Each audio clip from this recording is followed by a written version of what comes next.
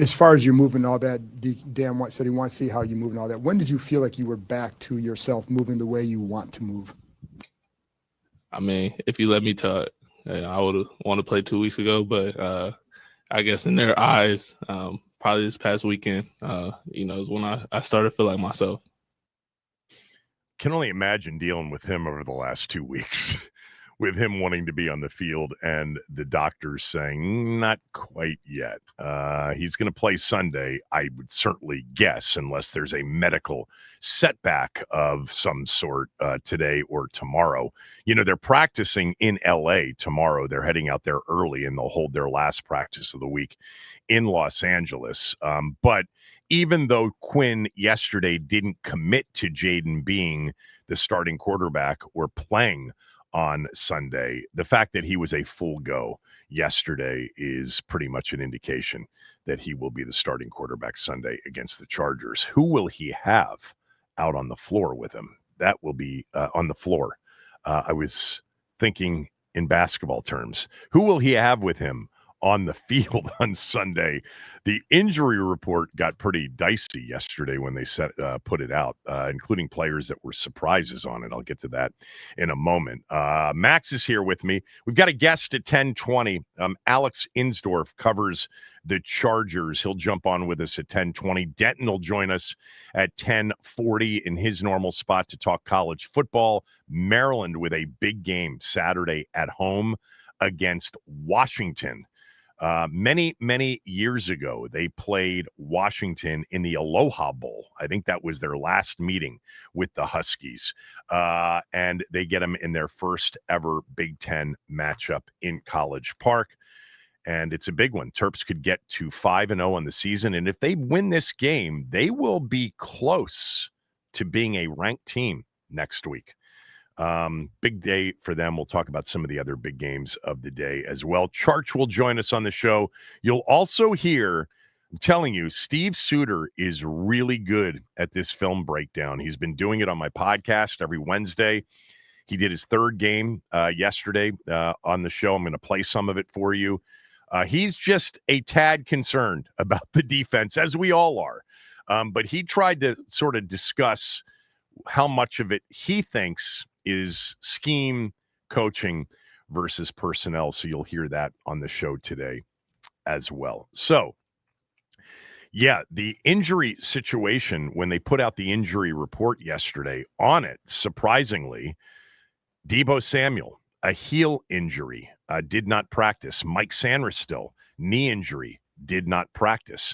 Now, there were guys being held out for rest, like Zach Ertz, that happens with him, Von Miller, some of the older players, Laramie Tunsil. John Bates was a full go. But can you imagine if they go out on Sunday against the Chargers without Terry, who was a DNP yesterday? And I'll read something here shortly from Dan Graziano that would indicate that Terry probably is going to be out on Sunday. But what if they go out there without Noah Brown, Terry McLaurin, and Deebo Samuel? 5 will have to put on the cape if they're going to win the game. By the way, even with all of these injuries, the Chargers remain just a mere 2.5-point favorite Sunday against Washington. That line just kind of reeks a bit. Nobody will have our team Sunday except yours truly. By the way, no smell test pick on the game tonight. The 49ers, I mean, the injuries. Purdy's not playing tonight. They just have, once again, been absolutely terrorized here in the season with injuries. They're a 3-1 football team at SoFi tonight to play the Rams. The Rams are now an 8.5-point favorite. No smell test pick in the game. I'd lean Niners plus the points, but tough to take them with all the injuries that they have. Also, big baseball triple header today. The most win or go home games in a playoff day since 1981. And that's when there was a strike that year and they expanded the playoff format and they had 3. It was first round game 5s, deciding game 5s in the same day. Today we get Detroit, Cleveland game 3 at 3:00, San Diego, Chicago at 5, and Red Sox Yankees, that game was insane. The two games that the Red Sox and Yankees have played in this series have been outstanding. The Yankees had the bases loaded with nobody out in the bottom of the ninth of game one, down 3-1, and could not get even one run in against Chapman. And then last night, the Yankees go ahead in the bottom of the eighth after, in the seventh inning, Trevor Story up with the bases loaded and hit one to the warning track that could have been a grand slam. It was a phenomenal baseball game, as were the others yesterday.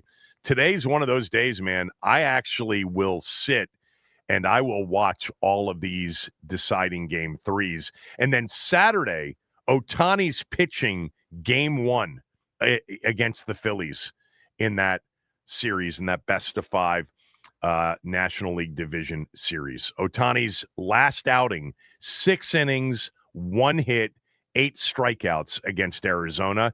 And his last outing against the Phillies, he went 5 innings and did not allow a hit in 5 innings and was pulled after that game. So Shohei Ohtani will pitch game one Saturday against Philly. I'm assuming that that's going to be the night game, that game will be played in prime time rather than during the day. Although if the Yankees win and you get Yankees Blue Jays game one, that might be in prime time as well. But the baseball has been phenomenal. So I pulled this yesterday from ESPN.com's NFL Weekly column, where Dan Graziano, Jeremy Fowler, and a couple of others basically tell you everything they're hearing around the league. It's actually a really good weekly column. You know, you get some of these NFL guys that do really have, you know, some pretty good information. And this week it's Fowler and Graziano kind of emptying their, you know, notebooks to talk about the things that they are hearing around the league. And Graziano covered Washington, Atlanta for ESPN on Sunday. And he had a lot, actually, from that game. He had the following. He said that Jayden wasn't cleared, but was almost cleared to play in Atlanta. But the team doctors made the decision that it was best to hold him out for one more game. And then he said, keep an eye on whether he logs any full practices this week. If he does, that's a good indication that he's a go on Sunday. Well, he's already logged one full practice. He also wrote about Terry. He said it sounded like he could need another week or two to heal from his quad injury, but the Commanders will know more as the practice week goes along.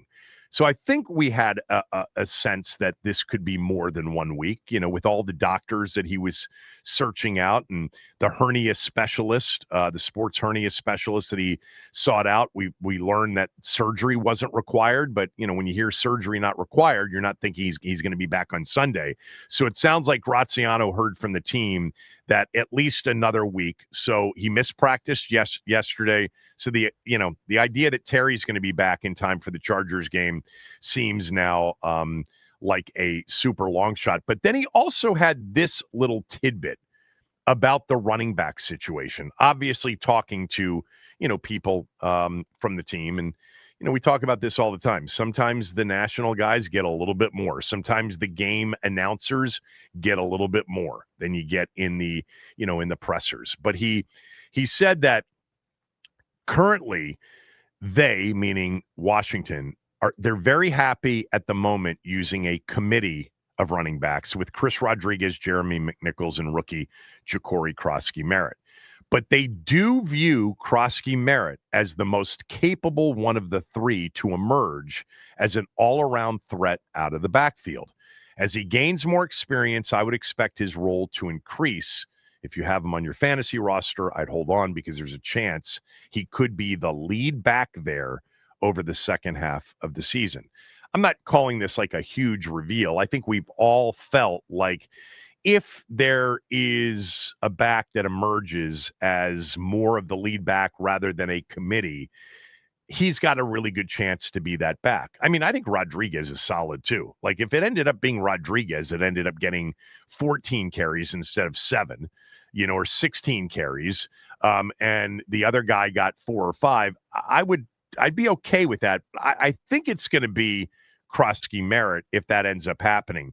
Their running back situation after the trade of Brian Robinson Jr., it's certainly not any worse. Now, losing Eckler was a big deal. And you can say, well, he didn't play that well against Green Bay. He played fine against Green Bay. Nobody played well, in that game. So by comparison, he was fine. They're going to miss Eckler. Eckler was a weapon for them last year. And by the way, completely reliable to do everything that they wanted him to do. But their running back room right now is okay. I think they've got 2, I don't want to say exceptional runners, but I think very good runners in Rodriguez and Krosky Merritt. I think their big play ability, it's already been proven with the 48-yard run by Rodriguez. And we've seen, a 22-yard run from Krosky Merritt. I think the big play potential is greater than it was. And let's not act like Brian Robinson Jr. never broke a run. He did. He had a 40-yard touchdown run in the game against Tennessee, I think. Or was it Carolina? I forget. One of those games last year. But I think their big play potential with both of those backs is greater than it's been. I think their between the tackles vision and getting yards when maybe there aren't yards there is actually as good, if not better. I think they've got versatile guys. We have not seen Rodriguez that much as a pass catcher, but I think Krosky Merritt looks like he absolutely can be a pass receiver out of the backfield. We know McNichols can be. I'm excluding McNichols from this conversation, and I shouldn't be because they actually trust him more than any of the others. But in terms of like a true, bell cow at that position, I think they're in better shape than they were with Brian Robinson Jr. I mean, I know that all of you bought into Krosky Merritt right from the jump. I didn't because he was a 7th-round pick, and 7th-round picks never, ever end up being contributors in the NFL. There's a history of it, and I went through it all the time. But the first time we saw him in the preseason, it was like, yeah, this guy he's got good feel, good vision, good cut ability, good speed. And now that we've seen him in the regular season, I like him. I like him a lot. Call me late to the table. I just was a bit hesitant to crown him as the next Emmitt Smith or Walter Payton because of training camp. But I do like him, and I think he's got to get more carries. Talked about this the other day. Rodriguez as well. Whoever it ends up being. I mean, right now, Krosky Merritt, a.k.a. Bill, I had somebody email me the other day saying it's kind of uncomfortable, this whole Bill thing. It's a bit cumbersome. Is it Bill? Is it Bill Krosky Merritt? Is it Jacory? And it's not Jacory. We know that. We know it's not Jacory. I think maybe just calling him Krosky Merritt is the way to go here. Krosky Merritt, 29 carries, 172 yards, 5.9 yards per carry. All right, 2 touchdowns. Has a 42-yard run to his credit. He's also rushed for 11 first downs. And then 11 carries less is Chris Rodriguez for 98 yards, 5.4 yards per carry, has a 48-yard run to his credit, and has rushed for 2 first downs. He's had 11 fewer carries than Krosky Merritt.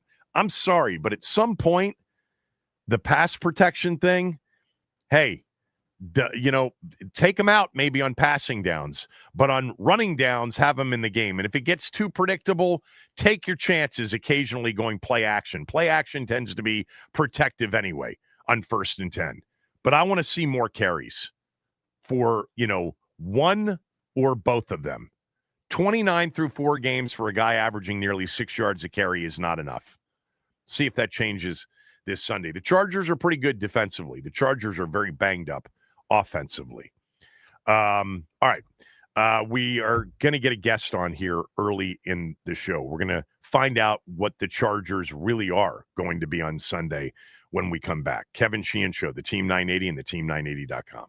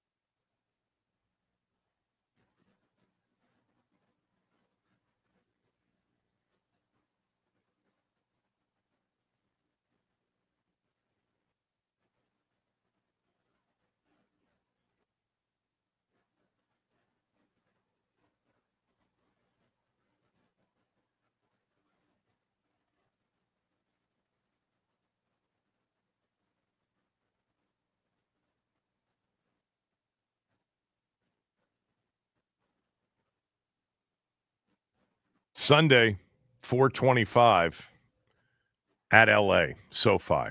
Wonder what the crowd will be like. I would imagine a lot of Skins fans will be in attendance. The Chargers are 3-1, coming off their first loss of the year to the Giants on Sunday in the Meadowlands. They lost 21-18. They got beat up a little bit, injured along the offensive line. Justin Herbert was pressured throughout, sacked, threw 2 picks. That Giant defense is for real. We've talked about that. They've got legitimate players on that side of the ball. But Jayden Daniels is back, so should be an interesting game on Sunday. Joining me right now is Alex Insdorf. Alex has a podcast, a Chargers podcast called Guilty as Charged. You can listen to that wherever you get your podcasts. He's also a contributor to Bolt Beat, which is a fan-sided issue, at Alex Insdorf 99 on X on Twitter. Alex, thanks. Appreciate it. So what happened last Sunday? I think you described it perfectly. They got kind of beat up to the point where they couldn't take any more punches, particularly the loss of Joe Alt. I think really changed the outcome of that game for sure. Justin Herbert in the last 2 games has dropped back 85 times. He's been pressured on 46 of those dropbacks.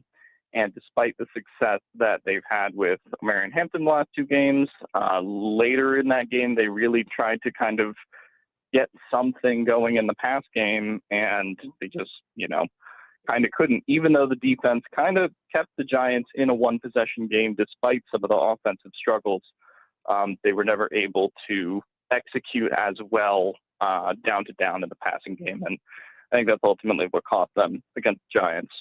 Alex, I watched the condensed version. I'm curious, was there a lot of questioning of Greg Roman's play calling and not running the football more, considering how well Omari and Hampton seemed to have it going? Yeah, I definitely questioned that after the game for sure. To me, against Kansas City and against the Raiders, when they were getting better pass protection those first 2 weeks because they had Joe Alt and they had Mekhi Becton, I was kind of in favor of Greg Roman coming out, guns blazing, hey, 15 of our first 20, plays are going to be passes. But I think you also have to take into account the reality of the situation when you lose Joe Alt mid-game, when you don't have Mekhi Becton, when he, didn't play with a concussion, and just take into account what your offensive line is already missing Rashawn Slater before the season. And Omarion Hampton was the one thing that was consistently working down to down, drive to drive. And for him to wind up with only 12 carries in a game that was largely a 1-possession game throughout, still kind of mystifies me, especially because of, the coordinator ground and pound that we sort of expect of Greg Roman. Exactly. And so I just think this week, particularly against the Commanders, I think that they kind of have to find more ways to, just set up easy plays and get some easy offense, giving more carries to Omarion Hampton, obviously. And then, something that Roman has not done this year, he hasn't thrown a single screen, I believe, to a wide receiver through 4 games.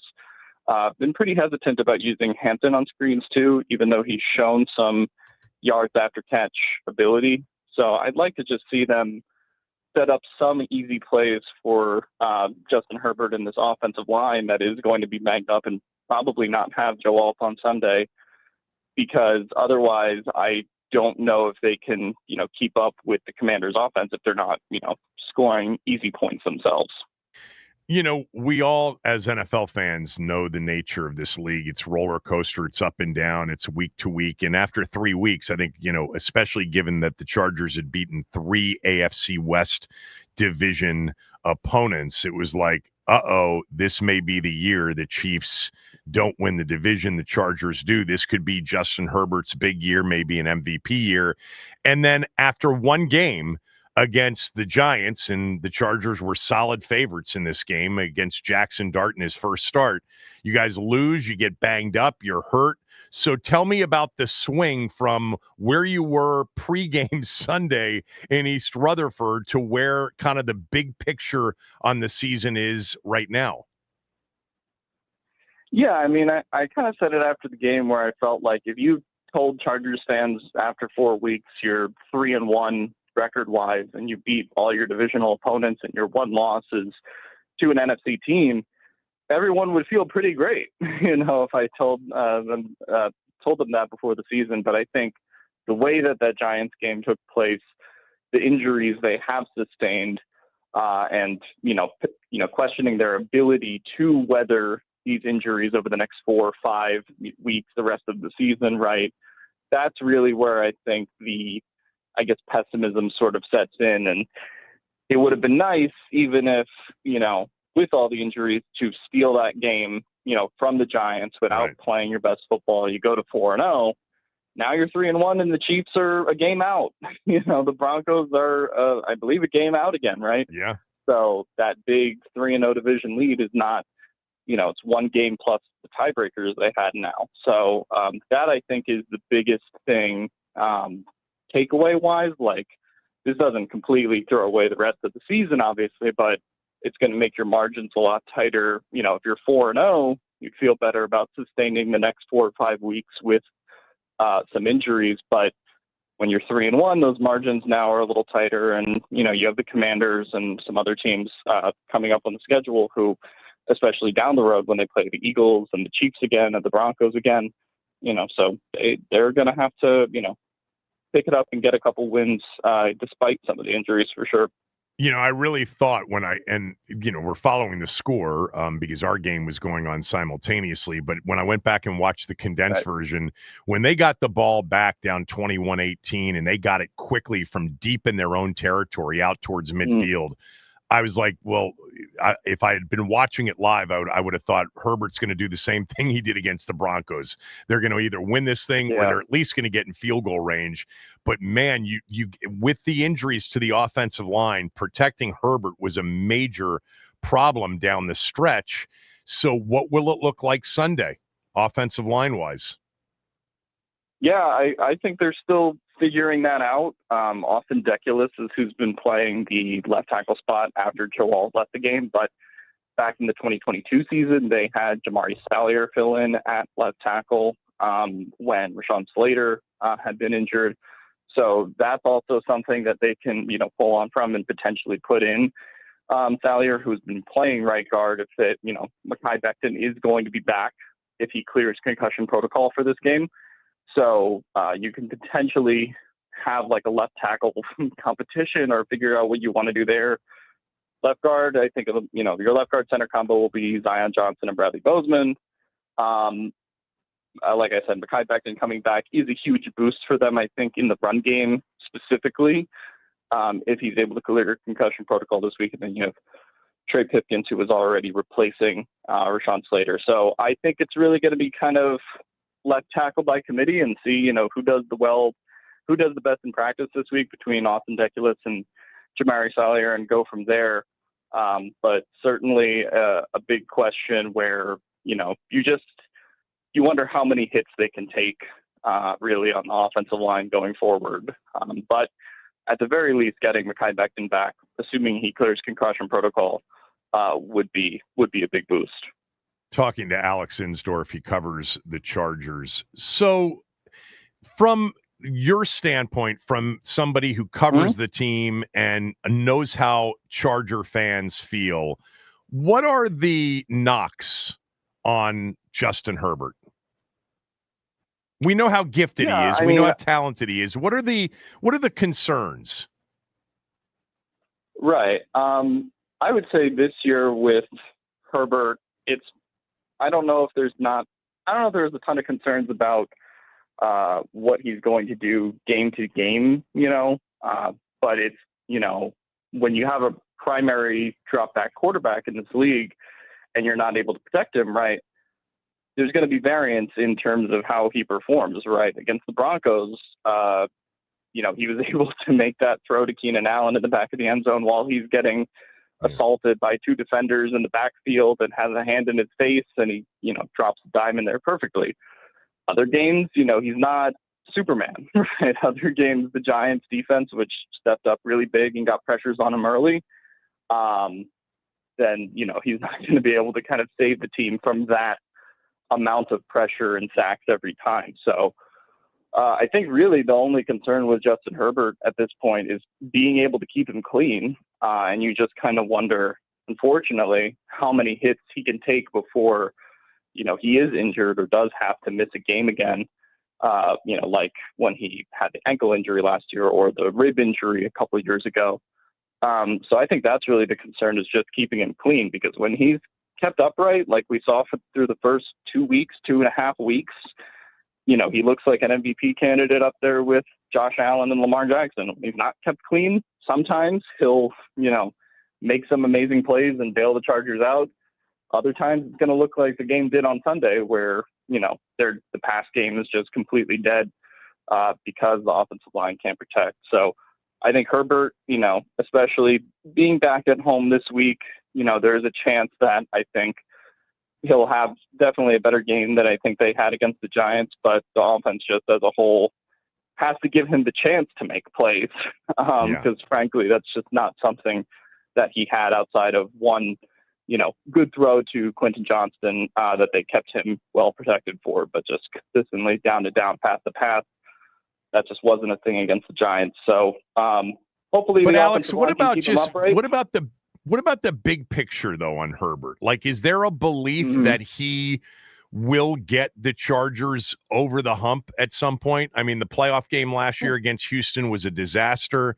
The big lead lost in the playoff game a few years ago against Jacksonville. I'm not about to tell you that he's got the Lamar Jackson playoff rep, because he's also not been Lamar Jackson during the regular season. But big picture, do people believe that Justin Herbert will eventually have his day and get this franchise over the top? Yeah, I still think Chargers fans believe, and I think from the national media standpoint, like you just mentioned, I think it's very fair to call out the Houston game, which was one of Herbert's, worst performances. But I think the hope is, you put him in a better offensive situation and he will perform like that. Sadly, I think the reality is where they are offensive line-wise is kind of not that different than where they were against Houston, even though they have brought back Keenan Allen and the wide receiving group looks better and the weapons look better. So again, I think Chargers fans believe in Herbert. I don't know how much they believe in this roster to eventually, kind of get Herbert over the top, if you will, or for Herbert to be able to maximize this current roster. So I think that's really where it stands. But again, like I said, based on the Jags game and the second half of that and the Houston game, I understand certainly why that playoff rep will follow Justin Herbert until he gets over the hump. The weapons, adding Keenan Allen before the season started seems to have been the right thing to do. Like, he really appears to be at home. Just talk about him, the TCU kid Johnston, and if he's, holding on to the ball better. It seems like the weapons around Herbert are pretty solid. Yeah. Definitely a good year for Quentin Johnston, who's had, his best performance versus man coverage. I think he has more yards through 4 games this year against man coverage than he had all of last season. So the step that he's taken has been pretty drastic for this offense. And like you said, holding onto the ball better.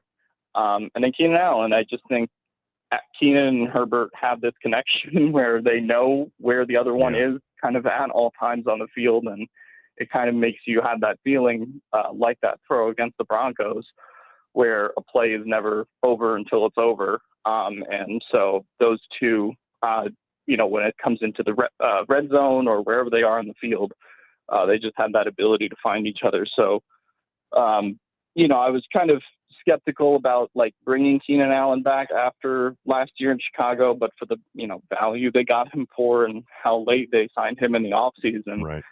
It's been a pretty unabashed, success so far in terms of the Keenan Allen, Justin Herbert reunion for sure.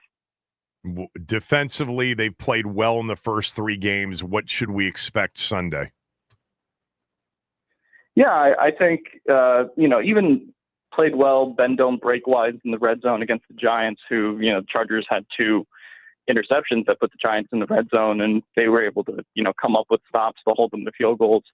So I think overall the defense has played pretty well. I think it's about, if I have one thing that concerns me in this particular matchup against the Commanders, who, are the number 2 team in the league by rushing EPA, Jesse Minter likes to play a lot of light boxes. And if you can run the ball pretty well on the Chargers, that opens up obviously a lot of things in the pass game with Jayden Daniels returning. So, they had a pretty designed game plan with Mariota and Chris Rodriguez and Bill Krosky-Merritt to be able to get great rushing production. And if they can do that against the Chargers, then I think that'll open up some options for them, because they did struggle a little bit last week against Cam Scatteraboo and Jackson Dart and sort of what they were able to do on critical downs. So I do think that's what concerns me, is the rushing defense. But, assuming they're able to have, the kind of performance against the run game that they were able to have in weeks 1 through 3, then I'm a little less concerned about it. But definitely the run tackling effort was a little lackluster, I would say, last week at MetLife. But I do think they have the weapons to force Jayden Daniels into bad throws and stuff in the secondary. So the secondary part of it, not questioning, but I do think the first 2 levels of the defense against the run will be very telling for how this game unfolds. Tell me real quickly about Derwin James, because one of the things I noticed is that he's covering almost like he's a corner in some situations. Yeah. Is that a new thing with him? Yeah, so back in the Brandon Staley era, he kind of did a lot of star, which was sort of rotating between safety and cornerback. But last year he was a second-team All-Pro at slot corner, and so that's really what he's been doing the last 2 years. And then you have him, Alohi Gilman, Elijah Molden, Tony Jefferson, guys that step up as the true safeties of the secondary.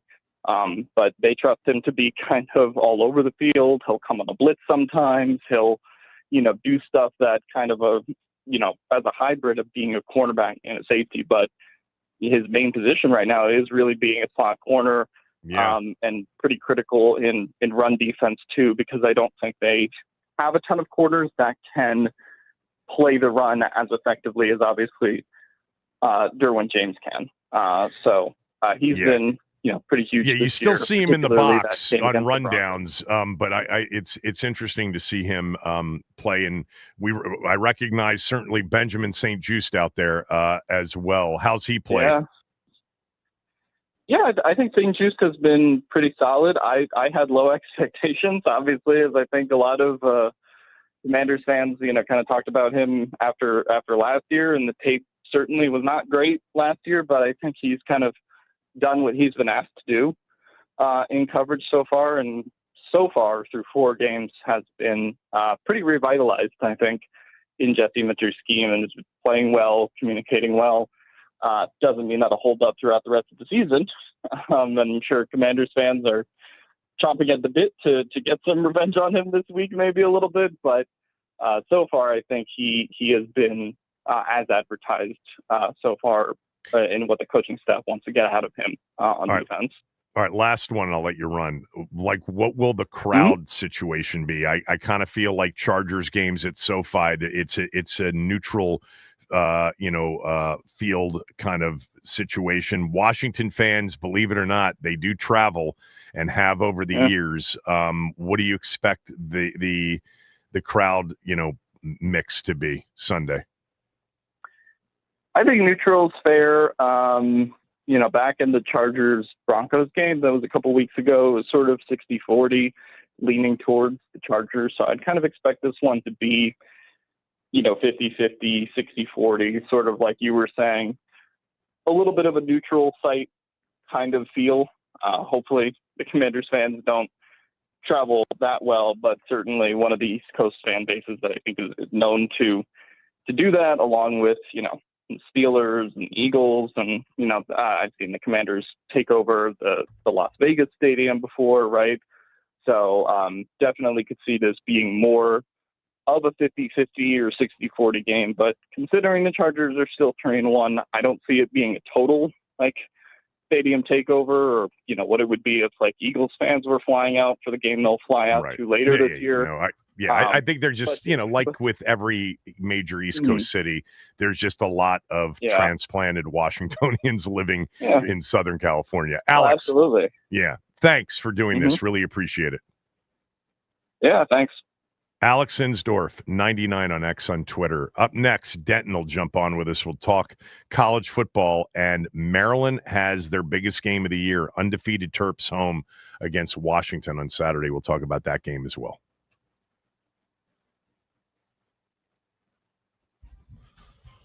All right, here's what's happening. It is Thursday, October 2nd. The Commanders' injury report included some surprises yesterday with 7 players missing practice due to injury. Dorrance Armstrong had an illness. He did not practice. Debo Samuel out with a heel injury. Mikey Sainer still on that popped up with a knee injury. Noah Brown still not practicing with a groin and knee injury. Terry McLaurin did not practice with the quad. Ali Cahoe did not practice due to a concussion. And Nick Ballore did not practice due to a quad injury. It is a do or die day in the MLB playoffs with 3 games having seasons on the line. It is only the second day in baseball history to host 3 winner-take-all playoff games in a single day. Last night, the Dodgers, they put away the Reds 8-4 to end their season. The Guardians, they extended their season versus the Tigers. They'll go again today at 3 p.m. The Padres, even the series against the Cubs, one more matchup from Wrigley Field. That'll be at 5 p.m. And then the Yankees, they get their lick back against the Boston Red Sox. They'll go head-to-head tonight at 8 p.m. on ESPN. Plus, we've got Thursday Night Football on tap tonight. The Niners take on the LA Rams. Mac Jones back in for the oft-injured Brock Purdy. The Rams looking to continue their momentum after beating the undefeated Colts. Kickoff at 8:15. That'll be on Amazon Prime. This update is sponsored by the Team 980 YouTube page. Just open the app, type in the Team 980, hit subscribe. Kevin Sheehan is live every day from 10 to 1. You can catch Den's office throughout all of football season. Don't forget to hit the like button whenever you do decide to join us, and turn on notifications to stay up to date on all things DC sports. And that is what's trending.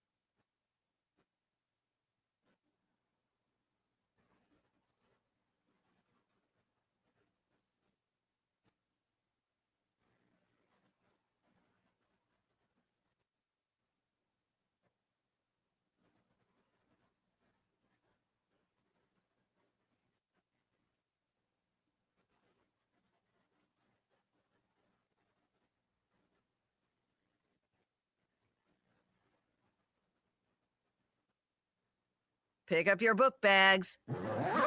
Grab your notebooks. It's time to go on campus with Denton. Hey, give me my theme music.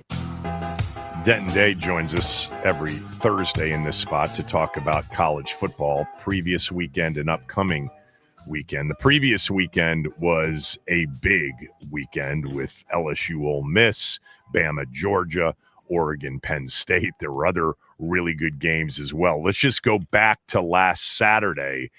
The thing you talked about most on your show at the end of a college football Saturday, college football overtime on Sirius XM was how good Oregon is and how good of a coach Dan Lanning is. Because that was everyone focused, I'm sure, on Drew Aller and that interception, on James Franklin and losing another big game.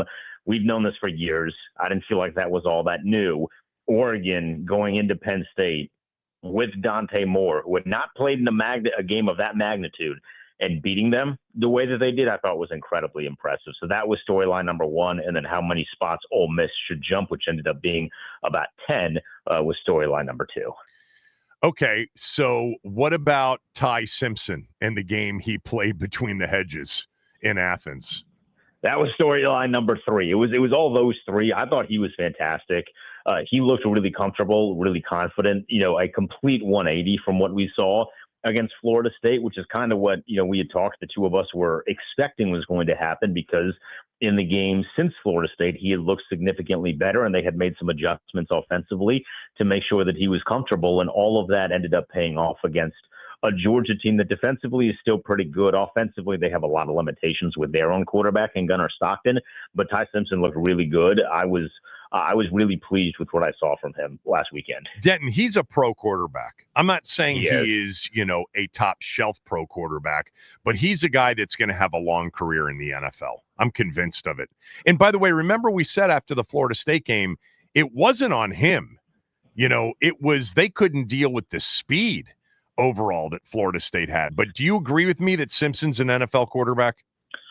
He will be an NFL quarterback, probably a day 2 pick at this rate. I mean, there's still time. We've seen plenty of guys, play themselves from a day 2 pick to high first round. A perfect example is a guy that plays quarterback here. He was a 5th rounder at the start of the year, and he played himself up to the number 2 overall pick. The guy before him at LSU was really good, was a 5th rounder, then played himself up to the number 1 overall pick. So we see this all the time, but right now he looks the part when it comes to being an NFL quarterback. And, you look across college football, there's a bunch of guys that right now are good quarterbacks. I don't know who is definitively like a for sure top 5 pick at this point. I don't know that anyone is, but that leaves a lot of room for him to play. And he's going to get, Alabama, they don't have a Florida or Oklahoma kind of schedule, Kevin, but they're going to get a bunch of good matchups. This weekend's another great example of that. So he's going to get to showcase some of the stuff he can do against good teams. What's Ohio State at this point? Just really good on defense? Really good on defense, really good at wide receiver. Yeah, pretty much end of list there. So do you not believe in Julian Sayin, the quarterback? I haven't seen enough. It's not that I don't believe in him. I just haven't seen enough to feel like comfortable with him. Washington was they played really well against Washington, but I can't judge the middle 2 games and say this guy's definitively really, really good. I want to see him play against tougher competition. Again, the Washington win was certainly a nice one, but I don't know if I look at him and say this guy is, for Ohio State, you're going to need to make big throws in big games. This is not, they don't have a team where they're going to blow everybody out of the water. And, Will Howard made big throws in big games when called upon as the season progressed. I don't know if I'm 100% comfortable in Julian Sayin doing that yet. The nice thing is that he has 2 really good wide receivers, though, so that makes his job a little bit easier. Julian Sayin literally looks like he's 12 years old. I mean, it's amazing how much of a child he looks like facially. All right, by the way, I actually thought Washington played pretty well, and that's the matchup here in College Park on Saturday. 4-0 Maryland. They've been getting votes the last 2 weeks in both polls. If they beat Washington as a 6.5 point dog at home Sunday, they're going to be really close to being ranked heading into their game next week against Nebraska. Maryland off a bye week, Washington off a tough physical loss to Ohio State coming east. How do you see Terps Huskies Saturday 3:30 in College Park? I think if Maryland wins, they're definitely going to end up being ranked. I think what most voters are waiting for is to see Malik Washington perform at a high level consecutively against Power 4 schools. I thought he played way better than I anticipated against Wisconsin. If he does that this weekend, they're going to be ranked, and he is going to continue to skyrocket up the list of really good quarterbacks that are playing this year. I think there's going to be a lot of pressure on him, so I really hope that Mike Locksley does whatever is in his power to make it as easy for Malik Washington as possible. But at the same time, he's a gamer, and he's the best player on the field for Maryland, I think. So you want him to be in control of making the big plays. I think this is a tough spot for Maryland just because, as you mentioned, like Washington is a good team. I thought they played a little bit better than the scoreboard suggested against Ohio State, and Wisconsin really isn't all that good of a team. So I think Maryland's in for a tough one. I think it's a winnable game. This is the first time in a long time where it feels like there's a lot of games on Maryland's schedule that are considered winnable because of how good the quarterback has been playing. We just got to see it consistently over the course of a pretty long season. Yeah, I actually think Maryland's defense and special teams are really I want to see it against somebody other than Wisconsin. Wisconsin had quarterback issues and offensive issues.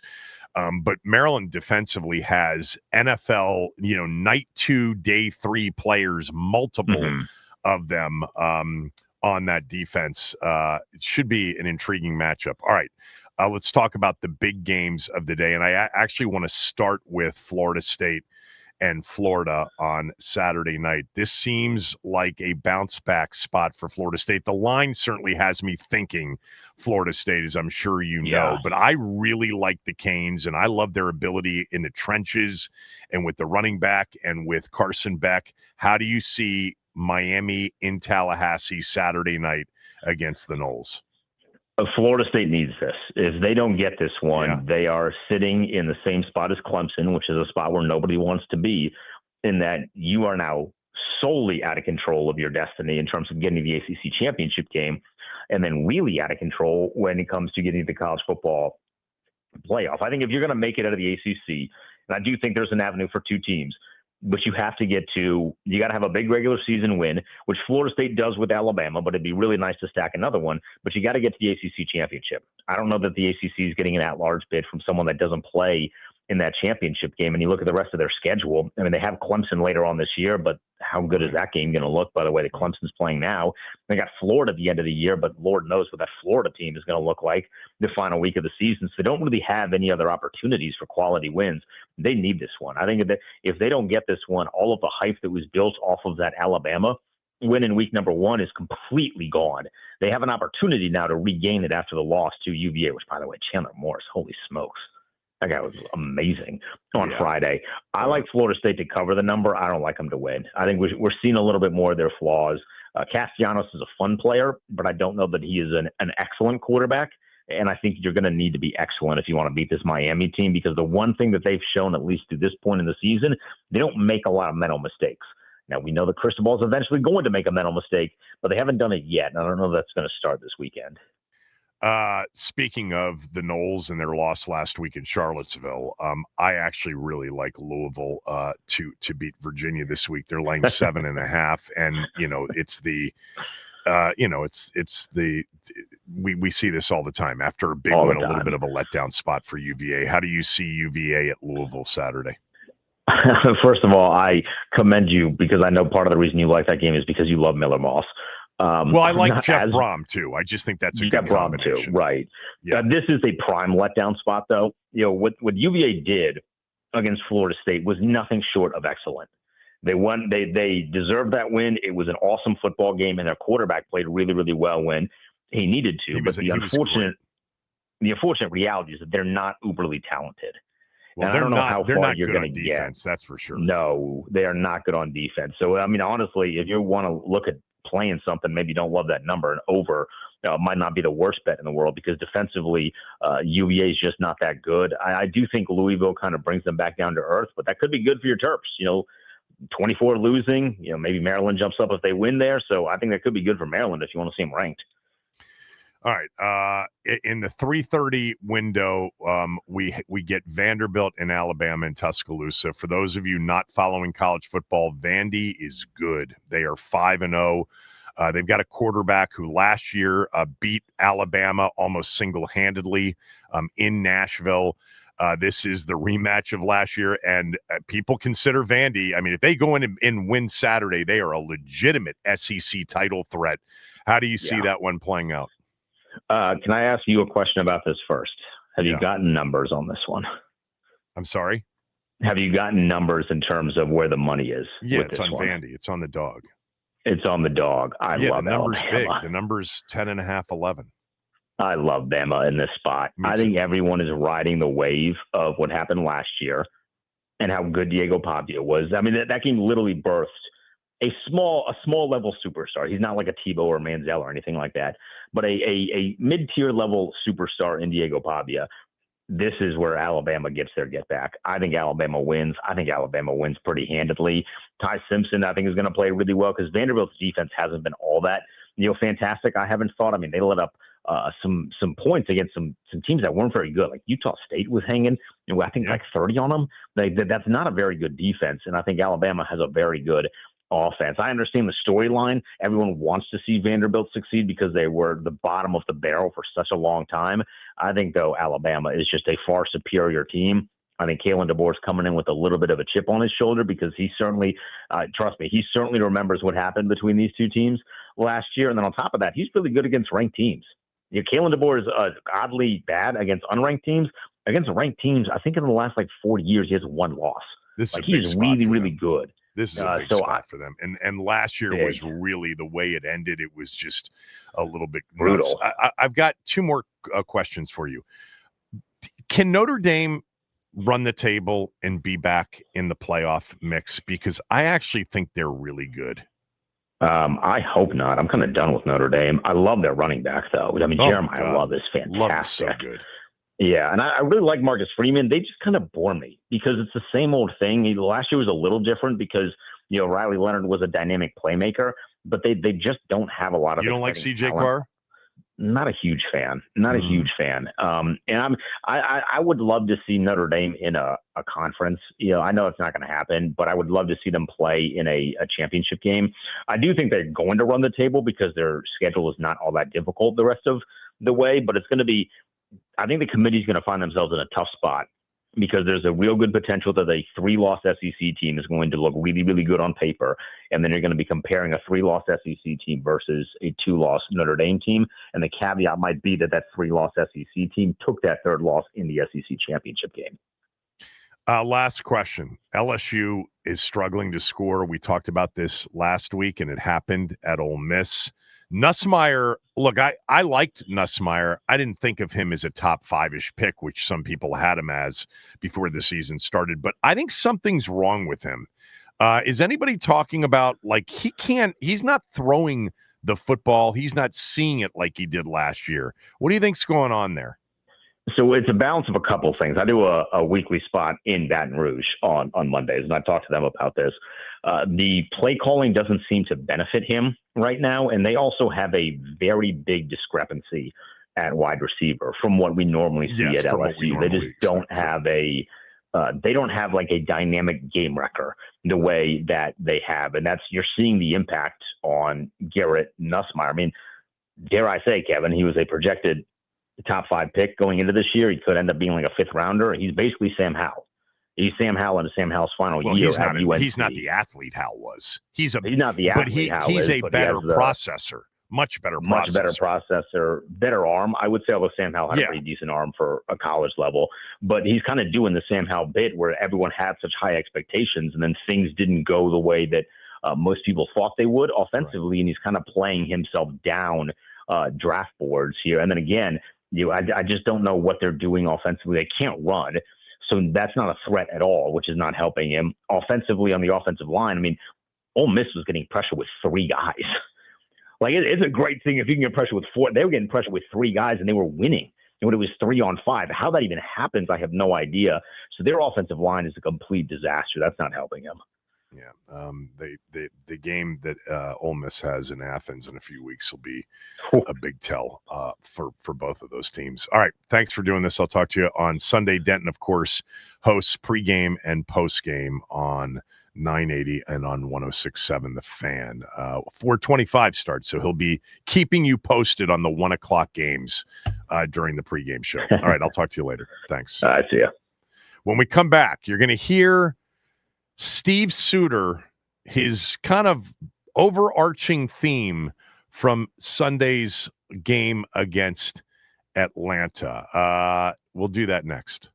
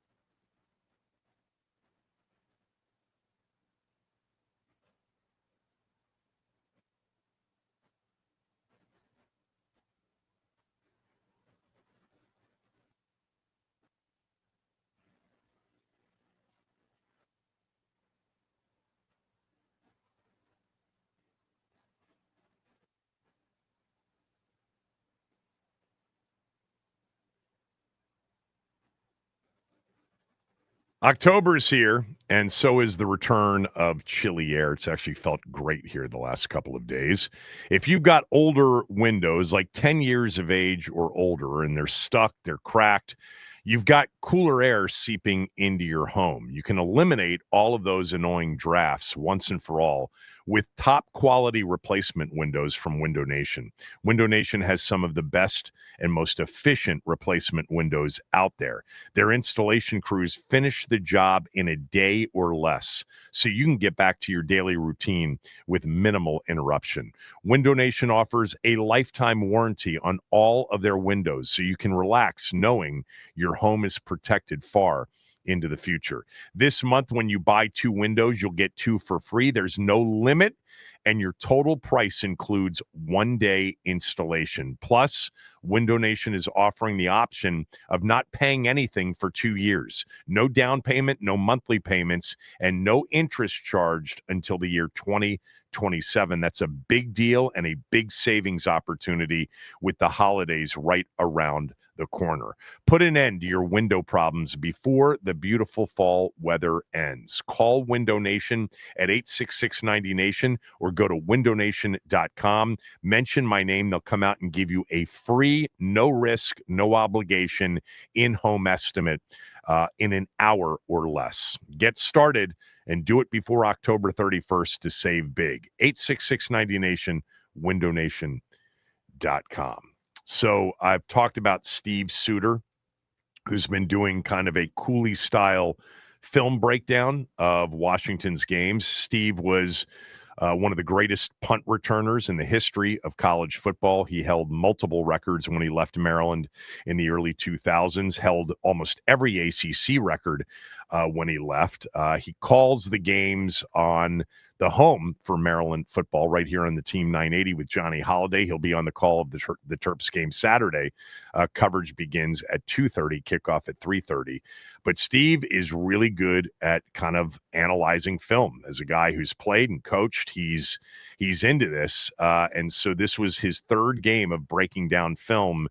And we start each of these days off with him just kind of giving an overview of what he thought of the game.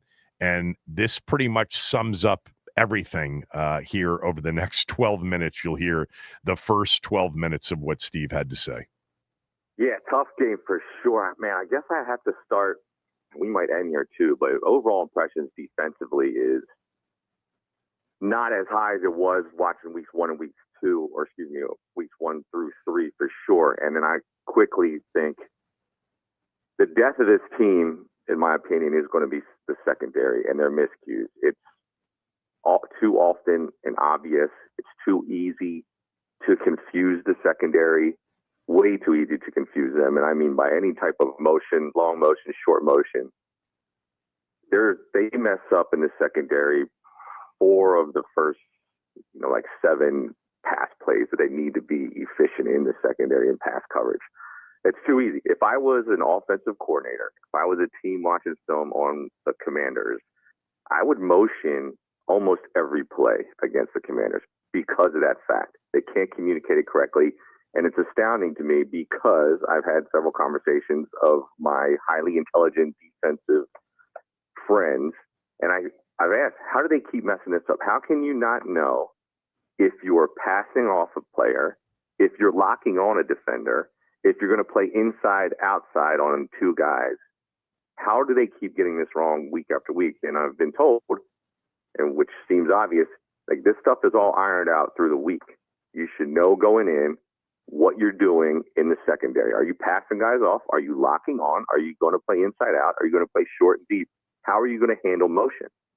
And it just seems like throughout the game, they changed their mind because they're indecisive. And this was really obvious to me watching the game.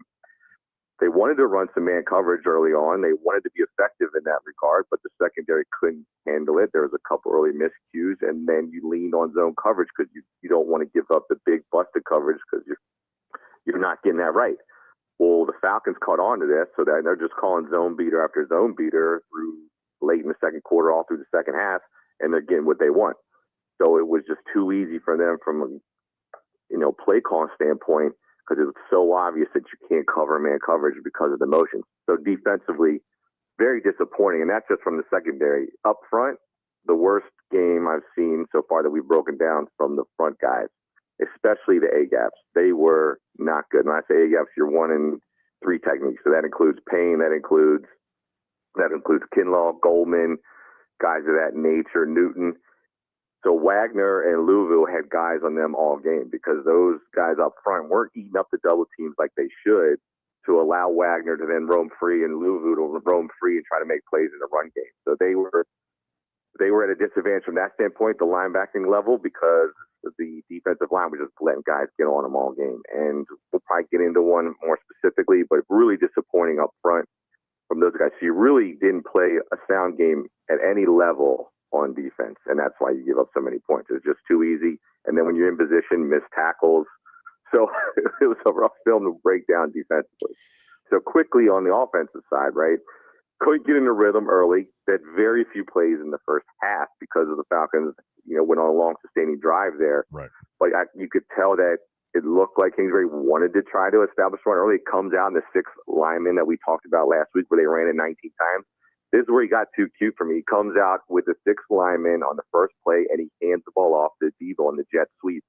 I think he thinks Falcons just watch me run this personnel 19 times, and we're pounding guys. So we're going to come out in this 6-0 lineman, but we're not going to pound it. We're going to try to trick you here with this little jet sweep with Debo. I don't like that call to start. I think you should try to let's put the 6 guys out there and see if you can still pound them, even though they know it's coming. So you get behind the chains there, you go 3 and out, and then you don't get the ball back for a while, and then you have a really bad possession there. So he couldn't get in the rhythm offensively in the first half, and then it was not a great game for Mariota. He made a bunch of mistakes that I watched and tallied. There was no way they could get into a rhythm, come out in the second half, and play bad football offensively. You come out in the third quarter, you need to establish something, you're behind, and then you had penalty after penalty. I don't know how I know how they got that field goal coming out of halftime because Mariota scrambled for 22 yards, right. But there were no positive plays before that. So you're lucky to get that 3 there. Well, the first play of that drive was the 16-yard run by Bill. Yeah, and then you just shit the bed, right? Right. Penalty. And 30. Yeah, first 30, you get that 22 yards to get it back, so you get in the field goal range. So offensively, just not effective, not efficient. Somebody was messing up almost every snap, and they just couldn't maintain. And with that said, still were in the game and still had an offense that could put points on the board.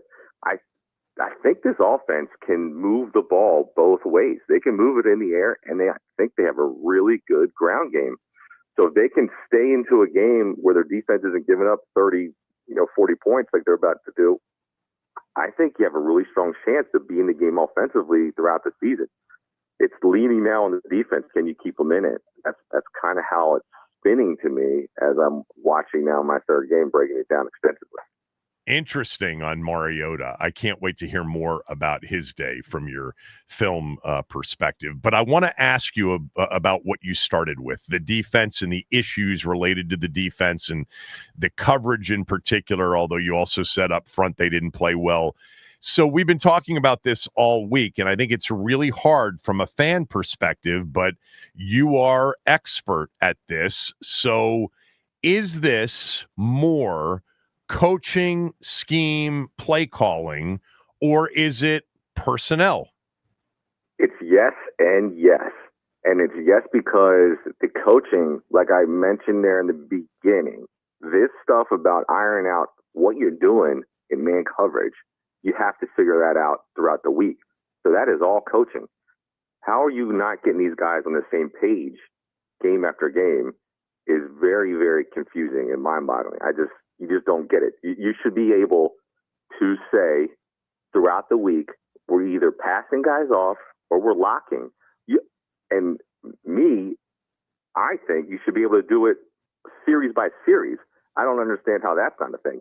You should be able to go out on the first series and tell your entire secondary, hey, we're in man coverage. We're locking on this series just to show them something different. And then the next series, you should be able to go out and tell your secondary, hey, we're going to pass off. I don't see how that's that complicated. Now, I know I'm not in the trenches and under the fire, but these are NFL players who have played in the secondary almost their entire lives when they've played football, and how that you can't just put that in their brains is just mind-boggling. So that is coaching for sure. You got to iron this stuff out throughout the week. And then the second part of that question is also yes. They got nobody that can lock down a man coverage. You don't have a man coverage lockdown guy in this secondary. So when you do go to man coverage, like sometimes they want to run, you don't have somebody's open every time. Somebody's getting beat in the man coverage every time. And if it's me, and I made a note to myself, if I'm an opposing quarterback against this defense and I know I got man coverage, I'm looking for Sanders still and I'm looking for Lattimore. I'm going right at him. Those are my two matchups. I haven't seen Lattimore break up a pass in the 3 games in man coverage where I said, oh, man, he was on that. And that definitely goes with Sanders still. So I'm pinpointing those dudes out pre-snap. If I think I have man coverage, I'm looking at them pre-snap, post-snap. I'm going to confirm my read, and I'm taking my shot. So that's a personnel thing. They try to play zone and try to switch it up because I don't think they trust their team in man coverage for the reasons I've already explained. And then if a team is sniffing it out and they're ready to call zone beaters, then it's not much you can do when I'm in zone and you call a play that beats my zone. That's not really a personnel. That's a coach's thing too. So he's kind of handcuffed.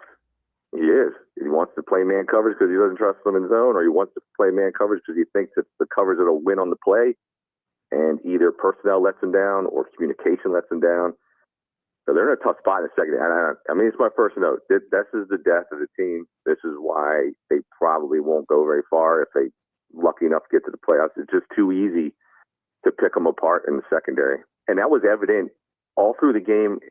You don't have to look any further. If you just look up, down, and distance, or even if you had a feel, every 3rd and long, every 2nd and long, Falcons got chunks, and it was just too easy to get back on schedule for them to get back to a first down or be 3rd and 1 after it was 2nd and 8. And it's because it's too easy to take chunks off of this defense. Yeah, and the only way you can make that back end better is with a really strong pass rush, and they didn't have it in this game, right? Absolutely. The defensive line was very disappointing, other than Armstrong. I mean, so Armstrong, we talked about in the last couple of weeks, he's usually shown out as the highest rated player, or one of them, right, in the top 3 on defense. Yeah. He was up there. I mean, he was good, but he wasn't as impactful as he's been, and he was the only one that was even showing up on film. I mean, the front 4, really disappointing. Payne in particular, to me, was awful. Effort, terrible. I mean, if you put this film, and I didn't know who this guy was, and he put this film on tape in a preseason because he's trying to make a team, he wouldn't make the roster. I mean, he wouldn't make the roster off of these 42 snaps that he had against the Falcons. And I thought, is he hurt? I was going to ask you, was he on injury report before the game? Nope. Did he show up on the injury report after? Nope. The effort was crazy, so easily blocked. He's a guy that's he should expect to get double teamed. That's what happens. You're in the trenches. You're the front line. You get a double team majority of the play, but you've got to be stout, show some effort to get off of it. And other than, what was it, the second play or third play where he had a nice little swim move and he caused the fumble. Yeah. That was his only physically dominating play the entire game. He was, I got several notes. Payne just getting mushed. Payne is just getting driven back 8 yards. Payne, where's his effort? Payne, what are you doing? I mean, we could go over all these plays. I've time stamped them so you can see. They're just. Well, it sounds like Payne's going to be in your bottom 3 on defense. But, it's interesting because I think we talked about this last week or maybe the week before. His biggest issue during his career is his best is as good as it gets. And then it's just not consistent. And then when you get one of those days where he seems borderline disinterested, it can be awful. Wow. I mean, you hit on exactly. Something was going on with him. Disinterested is a great word because I was watching the film dumbfounded sometimes. Like, I just couldn't get over how this guy Payne, and I haven't watched him like you watched him. So I'm expecting the Payne that I've heard about, and he shows flashes, but this was rough. I mean, watch this play. Go to the Sandersville pick. Let me just show you this. Go to quarter 3, 5:25. That's when the Sandersville picks. Now, first, Xander still gets really lucky. This is an Yeah. Penix throws a terrible ball here. London is wide open above him. Right. So they're very fortunate to get this pick. But watch Payne. This rush is ridiculous. I don't think I've ever seen a D tackle get washed so far out of a pocket. Yeah, I see it. Yeah. And now, if you can barely, I mean, he is giving no effort. This guy's just like pushing him like a shopping cart that easy around the mall. And then now, I mean, I'm reading into this a little bit, but if you just watch the play all the way to the end, he has no care to celebrate with the teammates. You only get a split second of it. But once the play's over and he was heading to the sideline. He's heading to the sideline. He has no involvement in this, and that was to me telling like what's going on with this guy. This is like pointing out this play. This is different than his previous worst. Maybe something was wrong, perhaps. Yeah, could have been. I mean, it was. So last week he was one of my top 3 guys. I know. You put a different jersey on this dude, I would have never guessed it was Payne watching the Falcons. There's no way. Yeah. I mean, he was just. I have 8 or 9 plays that look similar to that where he's just getting abused. Steve Suter talking about Daron Payne's performance. Also just saying the secondary is going to be the death of this team. And we'll see how it plays out. It's one game. He did, for me, an alarming review and film breakdown of Mariota's game and pointed out 4 or 5 plays that just did not go well. I was very surprised by that. I thought Mariota played well. You can catch the rest of it on my podcast, yesterday's show. Charch next.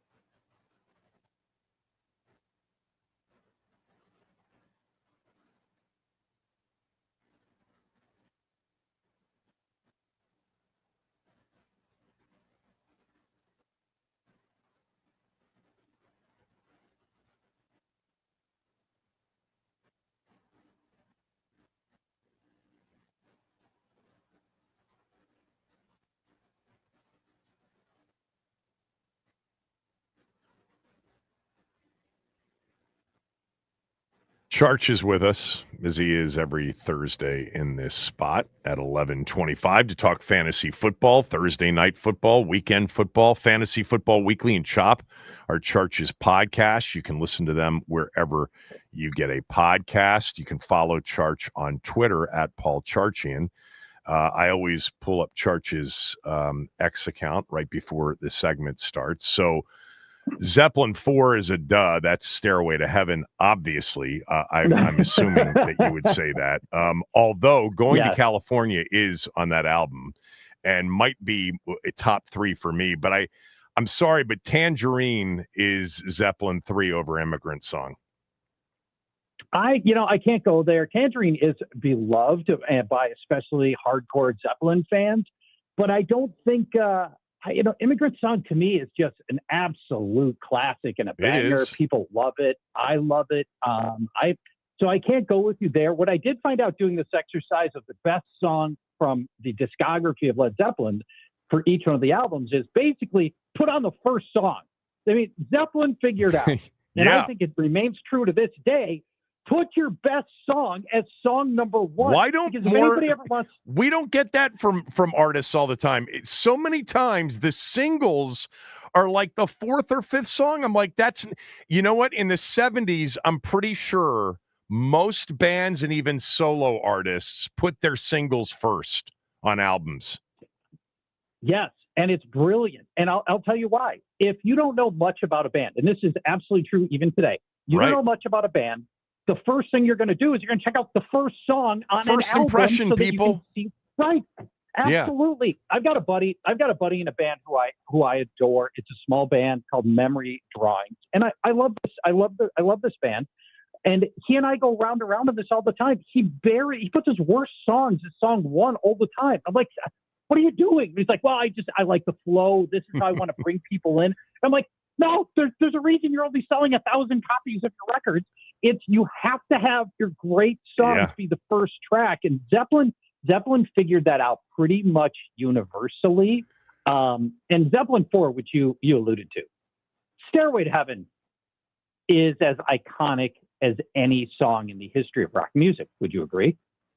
Yeah. And I'm sure you've seen this, but I'm sure you do the same thing. You go on these deep YouTube, dives, concerts, appearances, but Hart's rendition of it in the Zeppelin honoring night at the Kennedy Center here was phenomenal.